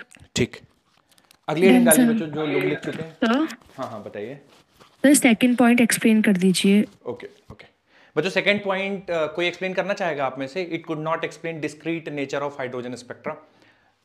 कोई भी आप में से एक्सप्लेन करना चाहे अगर, क्या मतलब हुआ इसका, हाइड्रोजन स्पेक्ट्रम को क्या नहीं एक्सप्लेन कर पाए बच्चों? बताओ, मैंने तो अभी बताया आपको पिछले वाले एग्जांपल में ना, it could not explain. Sir, जब कुछ वेवलेंथ्स भेजी जाती है मतलब एटॉमिक उसमें सैंपल में, तो दूसरी साइड जब देखते हैं तो मतलब कभी कम होती है उनसे वेवलेंथ्स और कभी ज्यादा होती है, तो उसका रीजन एक्सप्लेन नहीं हो पाता। ठीक ठीक, बहुत बढ़िया।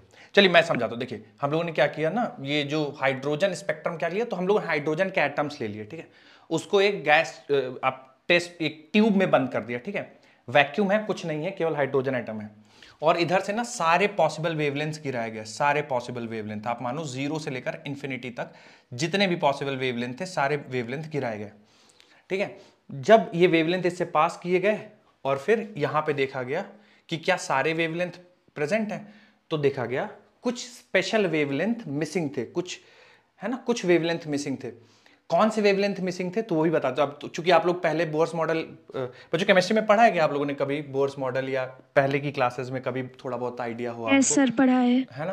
तो बच्चों आप लोग को ये भी पता होगा कि ना, एक जैसे ग्राउंड स्टेट पे हाइड्रोजन एटम या कोई भी एटम ग्राउंड स्टेट पे है, तो उसको अगर आपको फर्स्ट एक्साइटेड स्टेट या सेकंड एक्साइटेड स्टेट में भेजना है तो पर्टिकुलर वेवलेंथ ही वो एब्जॉर्ब करके हायर एक्साइटेड स्टेट में जाएगा। याद आ रहा है थोड़ा बहुत? Yes sir. तो क्या हुआ कि जैसे आप 0 से इन्फिनिटी तक सारे भेजे, तो इसमें से कुछ वेवलेंथ मिसिंग हो गए। कौन से वेवलेंथ मिस हो गए? जैसे कि यहां से लेकर ग्राउंड स्टेट से फर्स्ट एक्साइटेड स्टेट जाने के लिए जो वेवलेंथ था हाइड्रोजन एटम ने वो एब्जॉर्ब कर लिया, तो वो वेवलेंथ यहां मिसिंग था, है ना। या ग्राउंड स्टेट से सेकंड एक्साइटेड स्टेट जाने के लिए जो वेवलेंथ चाहिए था वो हाइड्रोजन एटम ने एब्जॉर्ब कर लिया, वो यहां मिसिंग था। फर्स्ट से थर्ड जाने के लिए मिसिंग था, तो कुछ स्पेसिफिक वेवलेंथ मिसिंग थे। तो क्यों मिस हो गए उसका आंसर कुछ नहीं था यहाँ पे। या फिर इसका उल्टा मतलब कि एक्साइटेड हाइड्रोजन एटम्स लिए गए, यानी जो ग्राउंड स्टेट पे प्रेजेंट नहीं थे, तो अगर आप उनको समय देंगे तो डीएक्साइट होंगे, एक्साइटेड हाइड्रोजन एटम्स डीएक्साइट होंगे। डीएक्साइट होने के बाद क्या होगा? डीएक्साइट होने के बाद मान लीजिए एक्साइटेड हाइड्रोजन एटम्स यहाँ पे प्रेजेंट, कुछ फर्स्ट में प्रेजेंट है, कुछ सेकंड में, तो ये डीएक्साइट होंगे, तो कुछ ऐसे आएंगे, कुछ डीएक्साइट होके ऐसे आएंगे, है ना। ये सारे, ये वेवलेंथ प्रेजेंट था, ये वेवलेंथ प्रेजेंट था, डायरेक्ट जंप होके नीचे आ गया, वो वाला वेवलेंथ प्रेजेंट था, सारे वेवलेंथ नहीं प्रेजेंट थे। तो पूछा गया कि ऐसा क्यों है कि कुछ ही वेवलेंथ प्रेजेंट है डी एक्साइटेशन के बाद जब फोटॉन्स निकल रहे हैं, तो ये वाला वेवलेंथ प्रेजेंट है, ये वाला वेवलेंथ प्रेजेंट है, ये वाला, ऐसा क्यों कि वही वेवलेंथ प्रेजेंट है, ऐसा क्या कारण है? या सारे वेवलेंथ क्यों नहीं प्रेजेंट है 0 से इन्फिनिटी तक, यही वाले क्यों प्रेजेंट है? तो ये डिस्क्रीट है ना, डिस्क्रीट मतलब अलग अलग, कंटिन्यूस हो गया कि एकदम कंटिन्यूस, डिस्क्रीट मतलब अलग अलग बैंड। तो ये वाला वेवलेंथ दिख रहा था, ये वाला वेवलेंथ दिख रहा था, ये वेवलेंथ दिख रहा था, कंटिन्यूस स्पेक्ट्रम नहीं मिल रहा था। तो उस चीज का आंसर पूछा गया कि भाई क्यों हो रहा है ऐसा, तो वो भी एक्सप्लेनेशन नहीं दे पाए थे। तो हाइड्रोजन स्पेक्ट्रम को नहीं समझा पाए थे, हाइड्रोजन स्पेक्ट्रम को समझा पाए थे बोर्स मॉडल, इसीलिए उनको काफी ज्यादा एक्सेप्टेंस मिली है ना। उसमें भी कुछ ड्रॉबैक्स थे, पर अभी आप लोगों को समझ में आया कि इसका क्या मतलब है। It could not explain discrete nature of hydrogen spectra, समझ में आया थोड़ा बहुत। इसका एक्चुअली ना, इसका नॉलेज मतलब इसका जो कारण है वो अभी बोर्स मॉडल को समझ में आ गया। तो नहीं याद है ये कि स्पेशल वेवलेंथ ही चाहिए ग्राउंड से फर्स्ट एक्साइटेड जाने के लिए, ग्राउंड से सेकंड एक्साइटेड जाने के लिए। Yes sir. बच्चों आप लोग हैं या चले गए? मेरी बात सुनाई दे रही है आप लोग को? हाँ सर, है sir, yes sir, yes sir, सुनाई दे रही है सर। ठीक है ठीक है, ओके ओके, चलिए। तो और समझ गए आप लोग या मैं वापस से समझाऊं, क्योंकि इसका नहीं सर, आ गया सर, है ना, बोहर्स मॉडल में और पता चलेगा। चलिए अब आ जाइए बच्चों, बोहर्स मॉडल के बारे में पढ़ते हैं। तो आप लोगों को बताना पड़ेगा बोहर्स मॉडल के बारे में, मैं नहीं बताऊंगा, बताइए जल्दी से। बोहर्स मॉडल 3 पोस्टुलेट्स थे, 3, ठीक है, तो उन्हीं 3 पोस्टुलेट्स के बारे में आपको बताना है एक एक करके। सर इलेक्ट्रॉन जो है वो न्यूक्लियस के अराउंड पर्टिकुलरली स्टेबल ऑर्बिट्स में मूव करता है। सर स्टेशनरी ऑर्बिट्स में मूव करते हैं, तो वहां पे वो एनर्जी रिलीज नहीं करते। ठीक है, बहुत बढ़िया। तो एक इन्होंने नाम बताया स्टेशनरी ऑर्बिट या स्टेबल ऑर्बिट, ठीक है, ओके। तो एक ये पहला पोस्टुलेट इसी से रिलेटेड था, वेरी गुड। दूसरा पोस्टुलेट क्या था? और सर उन ऑर्बिट्स में मूव करते हैं जहां पे एंगुलर मोमेंटम mvr = nh/2π होता है। बहुत बढ़िया, बहुत बढ़िया, ये सेकंड पोस्टुलेट हो गया, एकदम करेक्ट है। थर्ड पोस्टुलेट, यहां तक एकदम परफेक्ट है। सर इलेक्ट्रॉन एक्साइट और डी एक्साइट होके मतलब one two other orbit move कर सकता है। बहुत बढ़िया, बहुत बढ़िया। तो जैसे मान लीजिए इलेक्ट्रॉन है, ये न्यूक्लियस है, और इलेक्ट्रॉन डी एक्साइट होके हायर एनर्जी लेवल से लोअर एनर्जी लेवल पे ऐसे आता है। तो इसके बारे में कुछ क्या बोला था? मान लीजिए इसका एनर्जी लेवल एनर्जी रिलीज करता है, एनर्जी रिलीज करता है, ठीक है। और जो E2 - E1 है, जो एनर्जी रिलीज करेगा वो फोटोन के फॉर्म में बाहर आएगी, यानी H/F। इस तरह से जब डी एक्साइट होगा तो फोटोन के फॉर्म में एनर्जी बाहर आएगी एटम से, और वो जो एनर्जी होगी E2 - E1, जितनी यहाँ पे एनर्जी थी माइनस जितनी यहाँ पे एनर्जी थी, वो जो डिफरेंस होगा एनर्जी का वो HF के फॉर्म में आएगी। बिल्कुल ठीक है। तो मैं थोड़ा सा और इसको बता देता हूँ। तो ये जो पहला है ये फर्स्ट पोस्टुलेट है, ठीक है, फर्स्ट पोस्टुलेट। फर्स्ट पोस्टुलेट क्या बात करता है बच्चों? देखिए फर्स्ट पोस्टुलेट बात करता है स्टेशनरी ऑर्बिट की। तो जो कमी थी रदरफोर्ड मॉडल का, उसी कमी को इन्होंने अपना पहला पोस्टुलेट बता लिया। उन्होंने बोला कि जो इलेक्ट्रॉन है वो ऐसा नहीं कि रैंडमली किसी भी ऑर्बिट में घूमेंगे।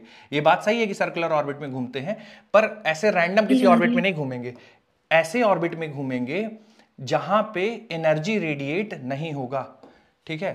कैसे? ऐसे नॉर्मल ऑर्बिट में नहीं घूमेंगे जैसे इलेक्ट्रॉन है। आपकी आवाज कट हो गई थी। अच्छा, मेरी आवाज कट हो गई थी, सर लैग हो गया था, लैग हो बहुत गया हुआ। था। 1 सेकंड में देख लेता हूँ।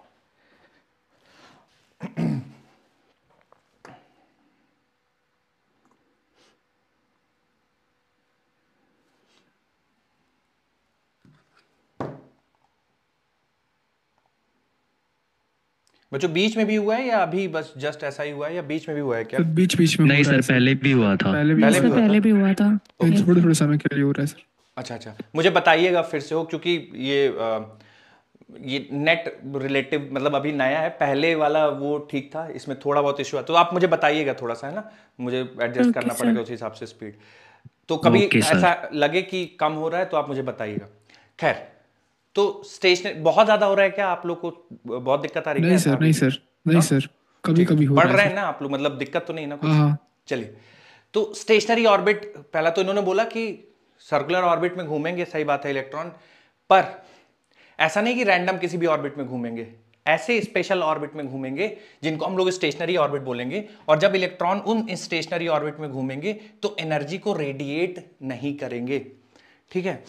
अब आपके दिमाग में डाउट आया होगा, सर यहाँ पे मैक्सवेल की थ्योरी नहीं लगेगी क्या कि इलेक्ट्रॉन्स घूमेंगे तो सेंट्रीपिटल एक्सेलरेशन आएगा तो फिर एनर्जी रेडिएट करेगी? ये क्या बात हो गई? तो इसका भी मैं आपको एक्सप्लेनेशन दूंगा, है ना, इसका बढ़िया एक्सप्लेनेशन है कि क्यों एनर्जी रेडिएट नहीं करते हैं। फिलहाल आप इसका मान लीजिए कि इलेक्ट्रॉन सेलेक्टिव सर्कुलर पाथ में ही घूमेंगे और उन सेलेक्टिव सर्कुलर पाथ में जब घूमेंगे तो एनर्जी रेडिएट नहीं करेंगे, और वो सेलेक्टिव सर्कुलर पाथ जिसमें घूमते हुए इलेक्ट्रॉन एनर्जी रेडिएट नहीं करते हैं उनको स्टेशनरी ऑर्बिट कहा जाता है।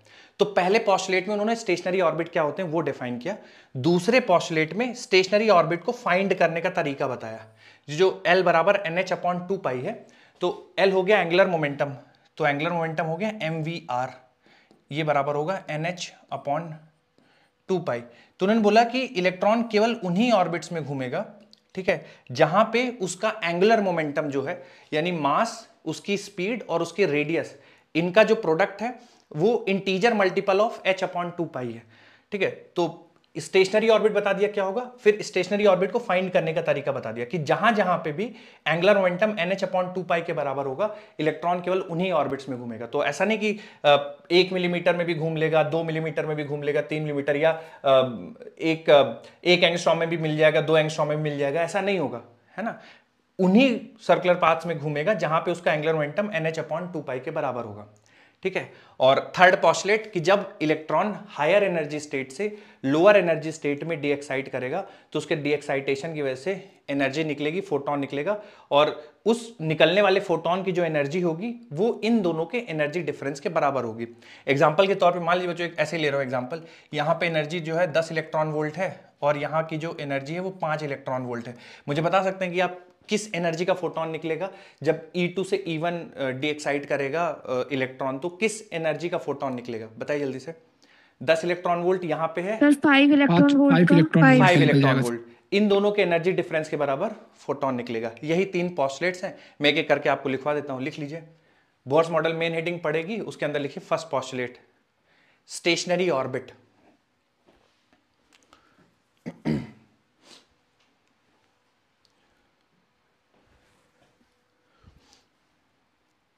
बोलिए सर। लिखिए electron revolve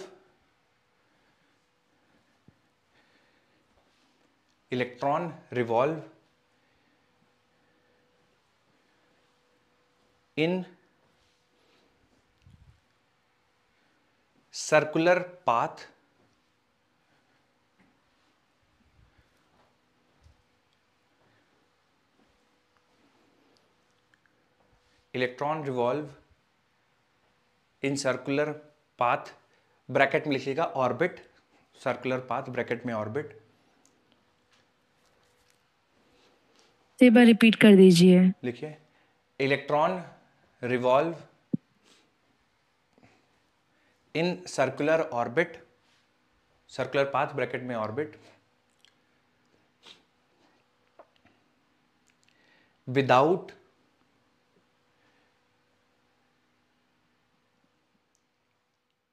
radiating energy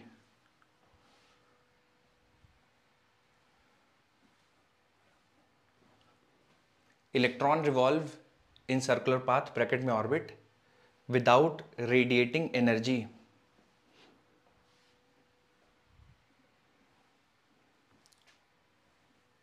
These orbits are called as stationary orbit.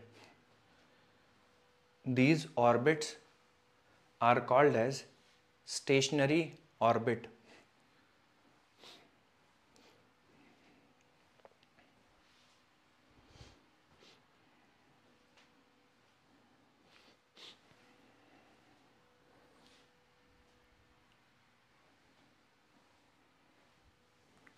दूसरा पॉइंट लिख लीजिए, सेकेंड पॉस्टुलेट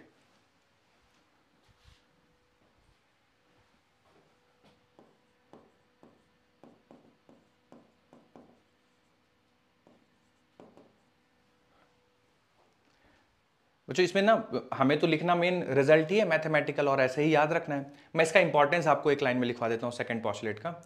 लिख लीजिए इट टेल्स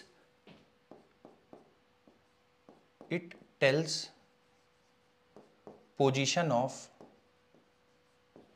स्टेशनरी ऑर्बिट।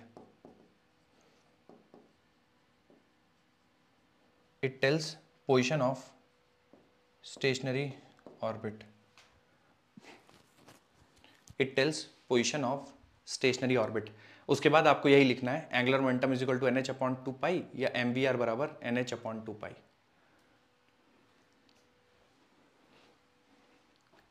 और n इंटीजर होगा, प्रिंसिपल क्वांटम नंबर जिसको कहेंगे, इसकी वैल्यू होगी 1 2 3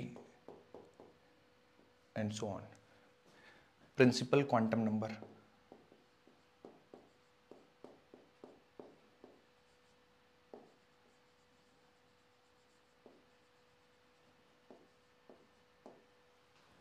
बच्चों इसमें जो प्रिंसिपल क्वांटम नंबर 1 2 3 है, इसके कुछ और नाम अगर आपके दिमाग में हो, कुछ और इन ऑर्बिट्स को नाम देते हैं ना, जैसे n बराबर 1 है तो उसको और कोई नाम आपके दिमाग में?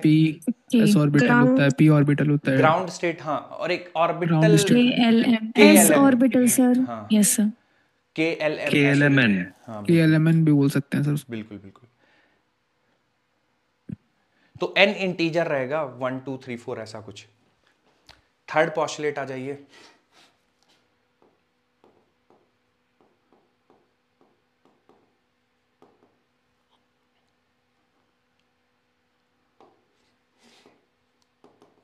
थर्ड पॉस्टुलेट में लिखिए। बोलिए sir.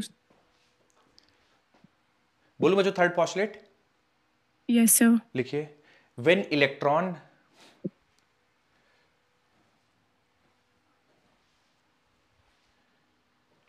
de-excites, when electron de-excites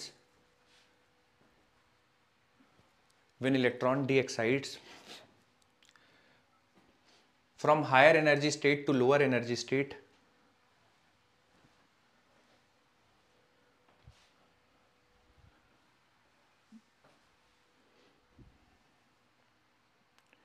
when electron de-excite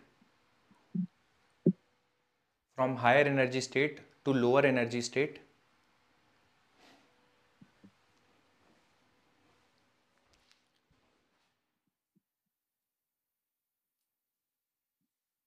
it emits photon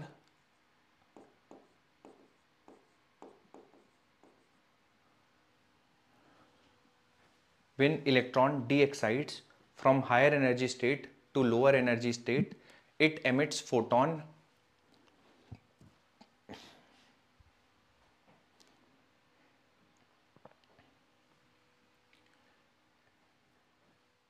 as shown.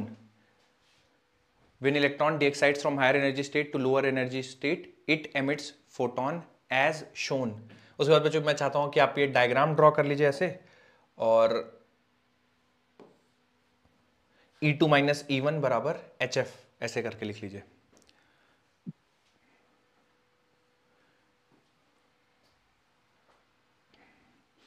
E2 minus E1 is equal to HF। Done sir. ठीक। अब बच्चों आगे जो हम लोग हैं, अभी मैं कुछ डाउट्स ले लेता हूँ। बाकी इसके आगे का जो कैलकुलेशन होगा, मतलब कि रेडियस ऑफ ऑर्बिट निकालना, वेलोसिटी ऑफ ऑर्बिट निकालना, एनर्जी ऑफ ऑर्बिट निकालना, वो हम लोग नेक्स्ट क्लास में करेंगे, है ना। तो अभी आप लोग जाइए, किसी को कुछ डाउट है, जैसे कुछ लोग कह रहे थे, पूछ लीजिए किसी को। सर DPP नंबर 7 का सर, उसमें चैप्टर नंबर जो लाइट जो रिफ्लेक्शन है सर, रे ऑप्टिक्स का। हाँ हाँ सर उसमें DPP नंबर 7 का सर क्वेश्चन नंबर 5 में सर। एक सेकंड बस मुझे दीजिए।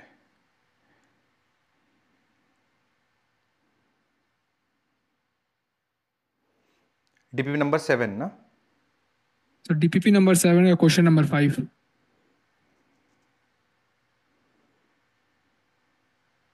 सर, रे ऑप्टिक्स का है sir. Okay okay okay, just moment.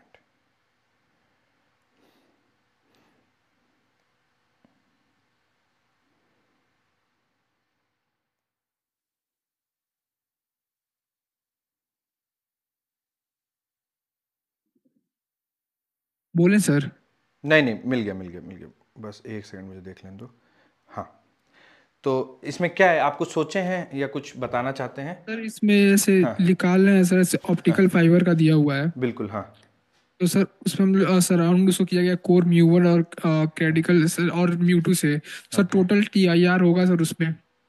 कह रहा है कि beam of light enters from air at an angle of alpha with axis of fibre, the highest alpha for which ray can be travelled through fibre is. हाँ बोलिए sir. इसमें उसमें TIR तो sir वो लगाया सर, ऐसे उसका लगा दिए हैं sine μ1 is equal to sine μ2 करके उसमें लगा दिए हैं टोटल में। ओके तो सर लेकिन उसका सर ऐसे इसमें सर ये नहीं समझ में आ रहा है कि सर μ1 और μ2 कौन आगे होगा कौन सा पीछे होगा सर। साइन हाँ बोलिए बोलिए, मैं समझ सुन रहा हूँ आपकी बात। हाँ सर मेन दिक्कत इसमें आ रहा है कि सर कौन सा ऐसे μ1 और ऐसे μ1 बड़ा है सर या μ2, तो सर टोटल तो सर स्क्वायर कर देंगे तो उसी के बराबर हो जाएगा, उसका तो कोई मतलब रहेगा नहीं सर माइनस का। तो सर ये दिक्कत आ रहा है ना उसमें कि किसको लेना है सर। ओके ओके, चलिए मैं थोड़ा सा मदद करता हूँ आपकी। इस ऑप्टिकल फाइबर्स वाले में सर कि यही वाला क्वेश्चन है, ऑप्टिकल फाइबर्स और न्यूमेरिकल बेस हो गया था। ठीक है मैं बताता हूँ, देखिए इसका रिफ्रैक्टिव इंडेक्स μ1 ले रखा है और जो बाहर है कोटिंग उसका रिफ्रैक्टिव इंडेक्स μ2 है, और एक लाइट रे एंटर होती है कुछ इस तरह से, ठीक है, और ये एंटर होके ऐसे जाके टकराती है, ठीक है, और हम चाहते हैं कि TIR हो जाए, ठीक है ना, यानी ये जो एंगल है मान लेते हैं मैं इसको कुछ फाई बोल देता हूँ, तो हम चाहते हैं कि TIR हो जाए, तो यानी जो फाई है it must always be more than, बताना चाहोगे बेटा, it must always be more than critical angle, है ना, ये जो फाई है इसकी वैल्यू हमेशा क्रिटिकल एंगल से बड़ी होनी चाहिए, तभी यहाँ पे TIR होता जाएगा बार बार, है ना, तो फिर यहाँ TIR होगा, फिर जाके नीचे टकराएगी, फिर यहाँ TIR and so on so fourth. तो हम चाहते हैं जो एंगल ऑफ इंसिडेंस है फाई TIR से बड़ा हो, तो इसका मतलब फाई जो है वो बड़ा होना चाहिए साइन इनवर्स, ठीक है। तो देखो TIR तब होता है जब रे डेंसर से रेरर जाती है ना, तो यानी ये बड़ा होगा ये छोटा होगा, तो हम लोग लिखेंगे μ2 अपॉन μ1, ठीक है। तो फाई को इस वैल्यू से बड़ी होनी चाहिए, ठीक है। अब ये एंगल अल्फा पे इंसिडेंट होता है और बाहर एयर है, ठीक है, अंदर रिफ्रैक्टिव इंडेक्स μ1 है, तो हम लोग बोल सकते हैं 1 इंटू साइन अल्फा बराबर μ1 इंटू साइन आर। ये समझ में आया हम लोग किसके लिए बोल रहे हैं ऐसा? यस सर वो ये एंगल ऑफ रिफ्रैक्शन आर हो जाएगा, है ना। हाँ सर। तो यहाँ से देखिए साइन अल्फा बराबर μ1 साइन आर आ जाएगा, ठीक है। अच्छा आर और फाई में भी हम लोग रिलेशन निकाल सकते हैं, कैसे निकाल सकते हैं बताएंगे थोड़ा सा? आर का हम लोग देखिए ये 90 डिग्री थीटा इस्तेमाल सर, थीटा इस्तेमाल कर देंगे सर। बिल्कुल, तो आर है ये 90 और ये फाई है, तो आर का वैल्यू हम लोग लिख सकते हैं 90 माइनस फाई। यस सर यही, ठीक है। तो साइन अल्फा की वैल्यू आ जाएगी साइन अल्फा बराबर μ1 साइन आर, तो μ1 साइन आर की जगह लिख देंगे 90 माइनस फाई, ठीक है। तो ये बन जाएगा साइन अल्फा बराबर μ1 90 माइनस फाई को कितना लिख देना चाहिए? cos फाई हो जाएगा सर, cos फाई हो जाएगा, है ना। अब यहाँ से देखिए दोनों साइड अगर साइन ले लेंगे तो ये sine phi greater than μ2 by μ1 आ जाएगा, है ना। अच्छा हमें किसका वैल्यू चाहिए, एक सेकंड मुझे देखने दीजिए, highest value of alpha, alpha में रिलेशन चाहिए, फाई में हम लोग नहीं चाहते हैं। तो एक काम करते हैं, ये cos फाई है तो cos फाई का वैल्यू हो जाएगा साइन अल्फा डिवाइडेड बाई μ1, है ना। तो यहाँ से cos फाई की जगह आप cos फाई का वैल्यू पता है तो आप साइन फाई का वैल्यू निकाल सकते हैं। कैसे? हाँ सर। आप यहाँ साइन फाई रखना होगा तो देखिएगा मैं लिख देता हूँ 1 माइनस कॉस स्क्वायर फाई लिख देंगे ना, साइन फाई की जगह 1 माइनस कॉस स्क्वायर फाई, तो cos फाई का वैल्यू ये है, तो 1 माइनस साइन अल्फा बाई μ1 का होल स्क्वायर, ये बड़ा होना चाहिए μ2 बाई μ1 से। बोले ठीक है ना? Yes sir. अब दोनों साइड का स्क्वायर कर दीजिए तो बन जाएगा 1 minus sine square alpha by μ1 का स्क्वायर, ये बराबर हो जाएगा ग्रेटर देन μ2 बाई μ1, और इसको इस साइड ले आइए चूंकि साइन अल्फा की वैल्यू निकालनी है, तो बन जाएगा सर स्क्वायर होगा ना उधर भी? हाँ बिल्कुल स्क्वायर हो गया ना सर, म्यू स्क्वायर, तो ये बन जाएगा 1 माइनस μ2 अपॉन μ1 का होल स्क्वायर, और इसको इधर ले आए उसको उधर भेज देंगे तो ये बन जाएगा साइन स्क्वायर अल्फा और डिवाइड बाय μ1 स्क्वायर। तो दोनों साइड म्यू वन स्क्वायर से मल्टीप्लाई कर दीजिए, तो ये बन जाएगा mu one square minus mu two square sine square alpha, और दोनों साइड स्क्वायर रूट ले लीजिए, तो ये स्क्वायर रूट आ जाएगा, ये कैंसिल हो जाएगा, तो alpha must be less than sine inverse under root of mu one square minus mu two square. ये कुछ इस टाइप से बन जाएगा, अगर कैलकुलेशन हमारी सही होगी तो सब बढ़िया है। हाँ सर सही है सर, सही है। ठीक सर इसी में सर जो सर एक और 10th वाला जो क्वेश्चन है ना, 10th वाला, हाँ हाँ वो वाला भी सर, उसमें ये देखना है कि सर कौन सा बड़ा है, तो सर वो मीडियम में दोबारा रिफ्लेक्ट कर रहा है, तो n1 फिर n2 फिर n3 होना चाहिए ना, n2 ये होना चाहिए ना। रिफ्रैक्शन देख के बोल रहे हैं कि कौन बड़ा कौन छोटा, ऐसा पूछ रहे हैं? Yes sir. ओके, तो हाँ आपको क्या लग रहा है? तो मुझे लग रहा है कि सर मतलब सबसे बड़ा सर n2, n1 और n3 तो बराबर होना चाहिए ना। n1 और n3 को बराबर होना चाहिए, ऐसा क्यों लेकिन बोल रहे हैं आप? सर क्योंकि मीडियम सर बाहर दोनों एयर ही हो जा रहा है सर, वो मीडियम के बाहर पूछा है ना। नहीं नहीं देखिए, अच्छा पहला रिफ्रैक्शन सोचिए, केवल पहला वाला रिफ्रैक्शन, पहले रिफ्रैक्शन को देख के आपको क्या लगता है n1 n2 में कौन बड़ा होना चाहिए? जैसे पहला रिफ्रैक्शन इस टाइप से हो रहा है, तो अगर मैं आपसे पूछूं n2 बड़ा हो जाएगा सर। बहुत बढ़िया, n2 बड़ा हो जाएगा, एकदम सही है। ठीक है, n2 ग्रेटर देन n1। फिर आपको दिख रहा है TIR हो रहा है यहाँ पे, ठीक है? Yes sir. TIR हो रहा है, तो TIR कब होता है? जब रे किस में से किस में जाती है? डेंसर से रेयरर में जाती है। डेंसर से रेयरर में जाती है सर, तब हाँ, होता है। तो n2 को बड़ा होना चाहिए किससे? n3 से भी बड़ा होना चाहिए, है ना? हाँ सर। तो n2 को दोनों से बड़ा होना चाहिए, हाँ सर। n1 से भी बड़ा होना चाहिए और n3 से भी बड़ा होना चाहिए n2 को, है ना? Yes sir. देख लीजिएगा कुछ मैं गड़बड़, तो n2 को बड़ा होना चाहिए n1 से भी और n3 से भी। तो देखिए पहला वाला आंसर तो इसलिए गलत हो जाएगा क्योंकि n2 को तो n1 से बड़ा कर रहा है, पर n3 से छोटा कर दे रहा है। n3 बड़ा हो जाए। Yes sir. तो पहला वाला गलत हो जाएगा, दूसरा वाले में बोला दूसरा गया भी है गलत हो जाएगा सर। दूसरा वाला भी गलत हो जाएगा, तीसरा वाला उसमें n2 बड़ा है सर, दोनों तीसरे और चौथे उन दोनों में n2 बड़ा है सबसे ज्यादा। दोनों में n2 बड़ा है। अब चेक करते हैं तीसरे और चौथे में, तो n2 को n3 से बड़ा होना चाहिए। अच्छा, n3 और n1 में कंपेयर करने के लिए बोला है। Yes sir. अब थोड़ा सा देखना पड़ेगा। Light travelling through transparent substance follows the path shown in figure, arrange the indices of in order from smallest to largest, know that TIR total internal reflection does occur on the bottom surface of medium 2। तो second medium में total internal reflection होती है।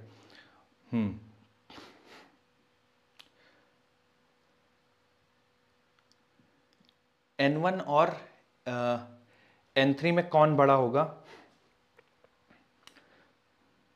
कुछ कुछ दिमाग में लग रहा है आप लोग को, क्लिक हो रहा है कुछ? n1 n3 में कौन बड़ा होगा? तो मुझे तो दोनों बराबर लग रहे थे, तभी मैंने पूछा है। ओके,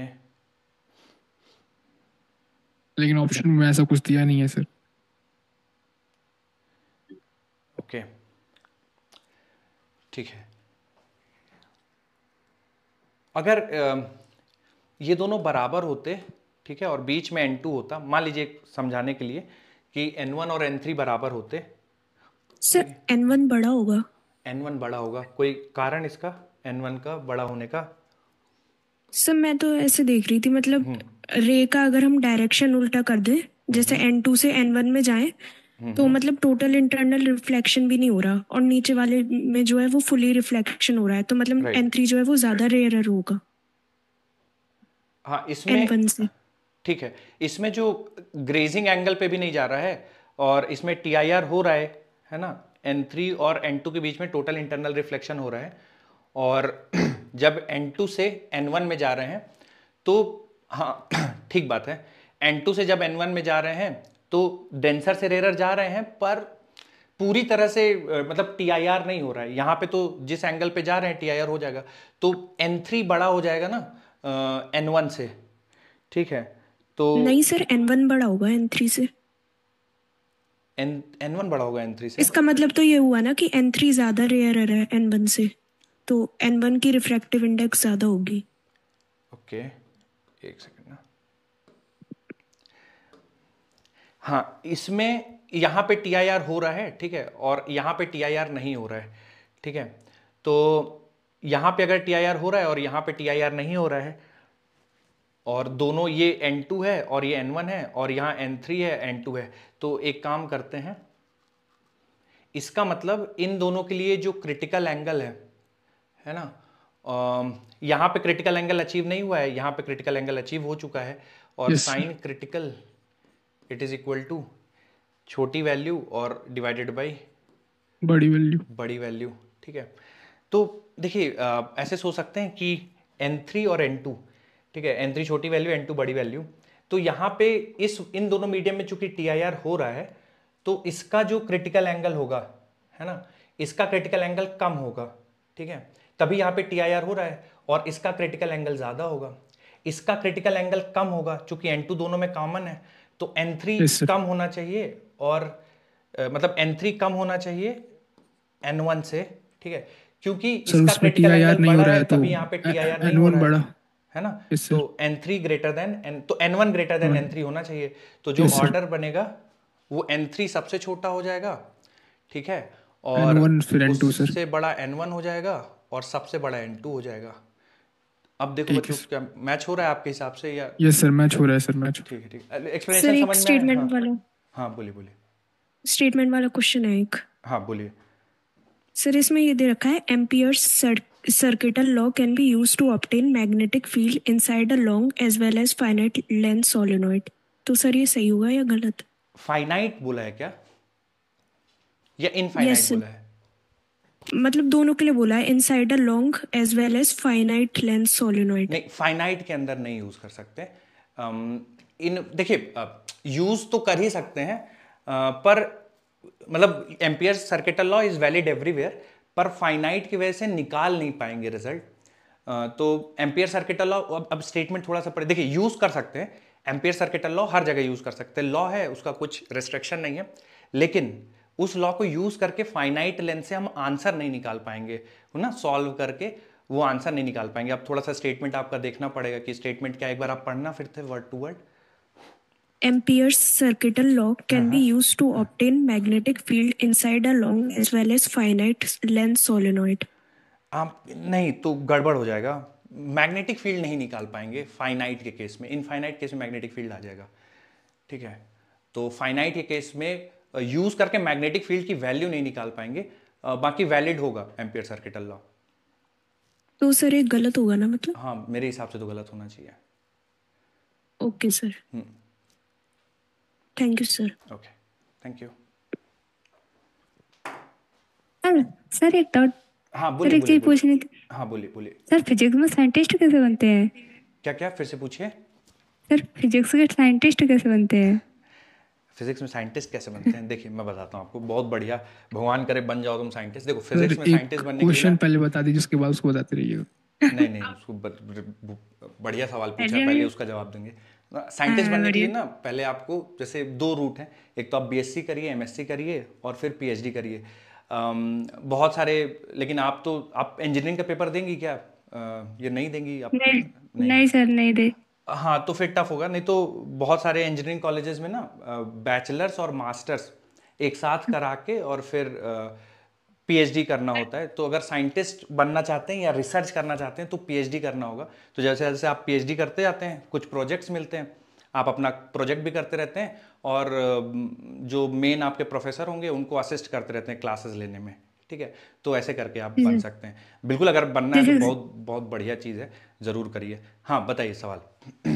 सर क्वेश्चन था सर, और 2 thin lenses have combined power of 10 diopter in contact. Okay. When separated by 20 centimeter, their equivalent power is 6.25 diopter. Find their individual power in diopters. Okay, तो देखिए जब साथ में रखेंगे तो आप लिख सकते हैं ना, P इक्विवेलेंट बराबर P1 प्लस P2, बस साइन के साथ रख दीजिएगा, और जब दूरी पे रख देंगे तो P इक्विवेलेंट हो जाएगा P1 plus P2 minus D times P1 P2। ठीक है, जहाँ पे D दूरी है। ठीक है, 2 इक्वेशन 2 अननोन सॉल्व करके P1 और P2 की वैल्यू निकाल लीजिएगा। ठीक है, ठीक है सर। सर एक बात पूछनी है। बताइए। सर अभी जैसे मतलब टेस्ट हो रहे हैं, तो फिजिक्स के लिए सेफ स्कोर क्या है? देखिए वैसे तो सेफेस्ट स्कोर से मतलब मैं आपका समझा नहीं, कि मतलब आप ये पूछ रहे हैं कि कितना आना चाहिए आइडियली, ऐसा? Yes sir. Yes sir. ठीक है, देखिए जनरली तो जैसे आपके फिजिक्स, केमिस्ट्री और बायो 3 है ना, ठीक है। तो अब ये जो सब्जेक्ट है बच्चों, ये हर एक के लिए तो वैसे जनरलाइज करना मुश्किल होता है, कुछ लोगों का ये अच्छा होता है, कुछ लोगों का नहीं होता, पर जिन बच्चों का अच्छा है, ठीक है, दे थिंक कि उन्होंने मेहनत करी है और अच्छा आना चाहिए, तो मेरे हिसाब से आप अभी जो पेपर बन रहे हैं 165 प्लस 165 टू 170 तक है तो डिसेंट है मेरे हिसाब से, है ना। फिर वो पेपर की टफनेस पे भी डिपेंड करता है। अगर फिजिक्स आपका अच्छा है, आपने अच्छे से मेहनत करी है, तो 165 टू प्लस तो बनता है। सर अच्छे से ही कर रहे थे पहले, तो मतलब आ जाते थे 170 और 165 के करीब। अब मतलब 155 हो गए हैं। देखिए इसके दो वजह हैं। पहली चीज़ है कि पहले ना सिलेबस थोड़ा कम रहता था, है ना, और आपके टेस्ट बड़े शेड्यूल्ड तरीके से होते थे कि हर ऑल्टरनेट वीक आपका एक मेजर होगा, और फिर तो उस समय आपके पास थोड़ा सिलेबस भी कम होता था, काफ़ी टाइम मिल जाता था प्रिपेयर करने के लिए। अभी आपको समझना होगा कि आपके टेस्ट की शायद फ्रीक्वेंसी काफ़ी बढ़ गई ना, एक और नई सीरीज़ लॉन्च हो गई है, और अभी मेरे हिसाब से आपका लास्ट संडे, इस वाले संडे टेस्ट था कल, और आई थिंक आपका 22 तारीख को भी एक टेस्ट है ना। तो यस हर सर, इस संडे भी है। तो दो चीज़ें, एक तो फ्रीक्वेंसी बढ़ गई है टेस्ट की, और दूसरा कि बार बार सिलेबस भी काफ़ी ज़्यादा आ रहा है। तो जो आपके इनिशियल टेस्ट हो रहे हैं वो उससे कंपेयर मत करिए, और थोड़ा सा आएगी दिक्कतें आएंगी, क्योंकि देखिए आप क्लास भी आते हैं, आपके टेस्ट भी हो रहे हैं रेगुलरली, तो मार्क्स तो हैम्पर होंगे, आप भी तो इंसान ही हैं, ठीक है। तो उतना थोड़ा सा स्पेस दीजिए, जैसे आपके अगर 165 से घट के 155 हो गए तो बहुत ज़्यादा ऐसा परेशान होने वाली बात नहीं है, ठीक है। बार बार टेस्ट देंगे आने वाले समय में, और थोड़ा सा आप रिलैक्स हो जाएंगे, अभी सिलेबस सबके खत्म हो गए, हो जाएंगे नेक्स्ट वीक से मोस्ट प्रोबेबली, तो फिर आप पिक कर लेंगे, है ना। और आपका तो बढ़िया है फिजिक्स में, तो आपका तो बढ़िया चलता है दिमाग, कोई दिक्कत नहीं है, आ जाएंगे आपके मार्क्स, बस मेहनत करते रहिए, और है ना। तो सर आइडियल जब तो से वो रेंज यही चॉइस है। हटी है ना, क्या क्या? जब से वो बिना चॉइस वाले टेस्ट हो रहे हैं ना, जैसे पहले 50 में से चॉइस होती थी, हाँ वो अब भी नहीं एक हो रहे, वजह है, तो बिल्कुल। तब से अचानक से डिप सा आ गया। मतलब पहले मेरे मतलब 690 करीब बनते थे, हाँ। अब 670, और इस बार 663 हो रहे हैं। अच्छा, और इसी में कम हुए हैं क्या सबसे ज़्यादा? मतलब हाँ सर। यही चिंता का विषय है फिजिक्स। यस सर, इसलिए पूछ रही है आपसे। नहीं, इसमें तो यार आपका तो बढ़िया है, आने चाहिए आपके मार्क्स, मतलब आप 165 तो बनने चाहिए आपके, है ना। आपका तो बढ़िया है यार, मतलब आपके लिए तो एक्सपेक्टेड है इतना, है ना। आपका बढ़िया चलता है दिमाग, तो चलना चाहिए, तो मिलना चाहिए आपको 165। नहीं मिल रहे हैं तो आप देखिए कहाँ पे गलती कर रहे हो, किस टाइप के क्वेश्चंस में गलती कर रहे हो आप, थोड़ा सा उसको देखो। तो आप पैटर्न देख रहे हो, कुछ पैटर्न समझ में आ रहा है कि यार जो गलत हो रहे हैं 2-3 सवाल, या वो कहाँ गलत हो रहे हैं, कुछ ऐसा सर वो देखना। स्टेटमेंट वाले ही होता है मेरे साथ, हमेशा से यही हो रहा है। मतलब स्टेटमेंट पढ़ के ना कंफ्यूज हो जाती हूँ, तो कभी तो छोड़ ही देती हूँ। जैसे इस बार तो मैंने ज्यादा छोड़ ही दिए थे, अच्छा। और कभी लगा भी देती हूँ तो गलत ही हो जाते हैं। तो स्टेटमेंट्स के लिए, प्रैक्टिस के लिए आप स्टेटमेंट्स के आप ऐसा कुछ असर्शन रीजन या ऐसी कोई बुकलेट है जिस पे आप करो ढेर सारे सवाल, देखो उनमें क्या पैटर्न रहता है। स्टेटमेंट्स के तो देखो, स्टेटमेंट्स के गलत हो रहे हैं तो कोई बहुत ज़्यादा दिक्कत वाली बात नहीं है। स्टेटमेंट्स के गलत होने की दो चीज़ें हो सकती हैं, या तो आप पढ़ने में जल्दी में कोई टर्म मिस कर दो, ये गलती होती है जनरली, नॉट नहीं देखा या कुछ ऐसा, या दूसरी चीज़ होती है कि वो कॉन्सेप्चुअल सवाल होते हैं, ठीक है। न्यूमेरिकल गड़बड़ होती है तो उसमें बहुत ज़्यादा मेहनत की ज़रूरत होती है। अगर ऐसे थ्योरेटिकल आपके गलत हो रहे हैं तो जो भी कॉन्सेप्ट पे गलत हो रहे हैं आप उसको एक बार पढ़ो, उसमें जो लाइन लिखी हुई है ना, वो एक बार देखो, बार बार उसको देखो, है ना। और प्रैक्टिस के लिए बहुत सारे असर्शन रीजन की बुकलेट्स आपको मिल जाएंगी, तो उस पर ज़्यादा आप थोड़ा सा प्रैक्टिस कर लो, है ना। न्यूमेरिकल के अलावा 10 ज़्यादा प्रैक्टिस कर लो आप। ये तो अच्छी बात है कि आपको पता चल गया है कहाँ पे गड़बड़ हो रही है, तो उसके सवाल ज़्यादा कर लो आप थोड़े से, है ना। मतलब असर्शन रीजन के तो आप छोड़ो ही नहीं, डीपीपी में जितने असर्शन रीजन के सवाल हैं वो तो आप सारे करो ही करो, फिर, है ना, ये कर सकते हैं। Okay sir, thank you sir. Okay, thank you.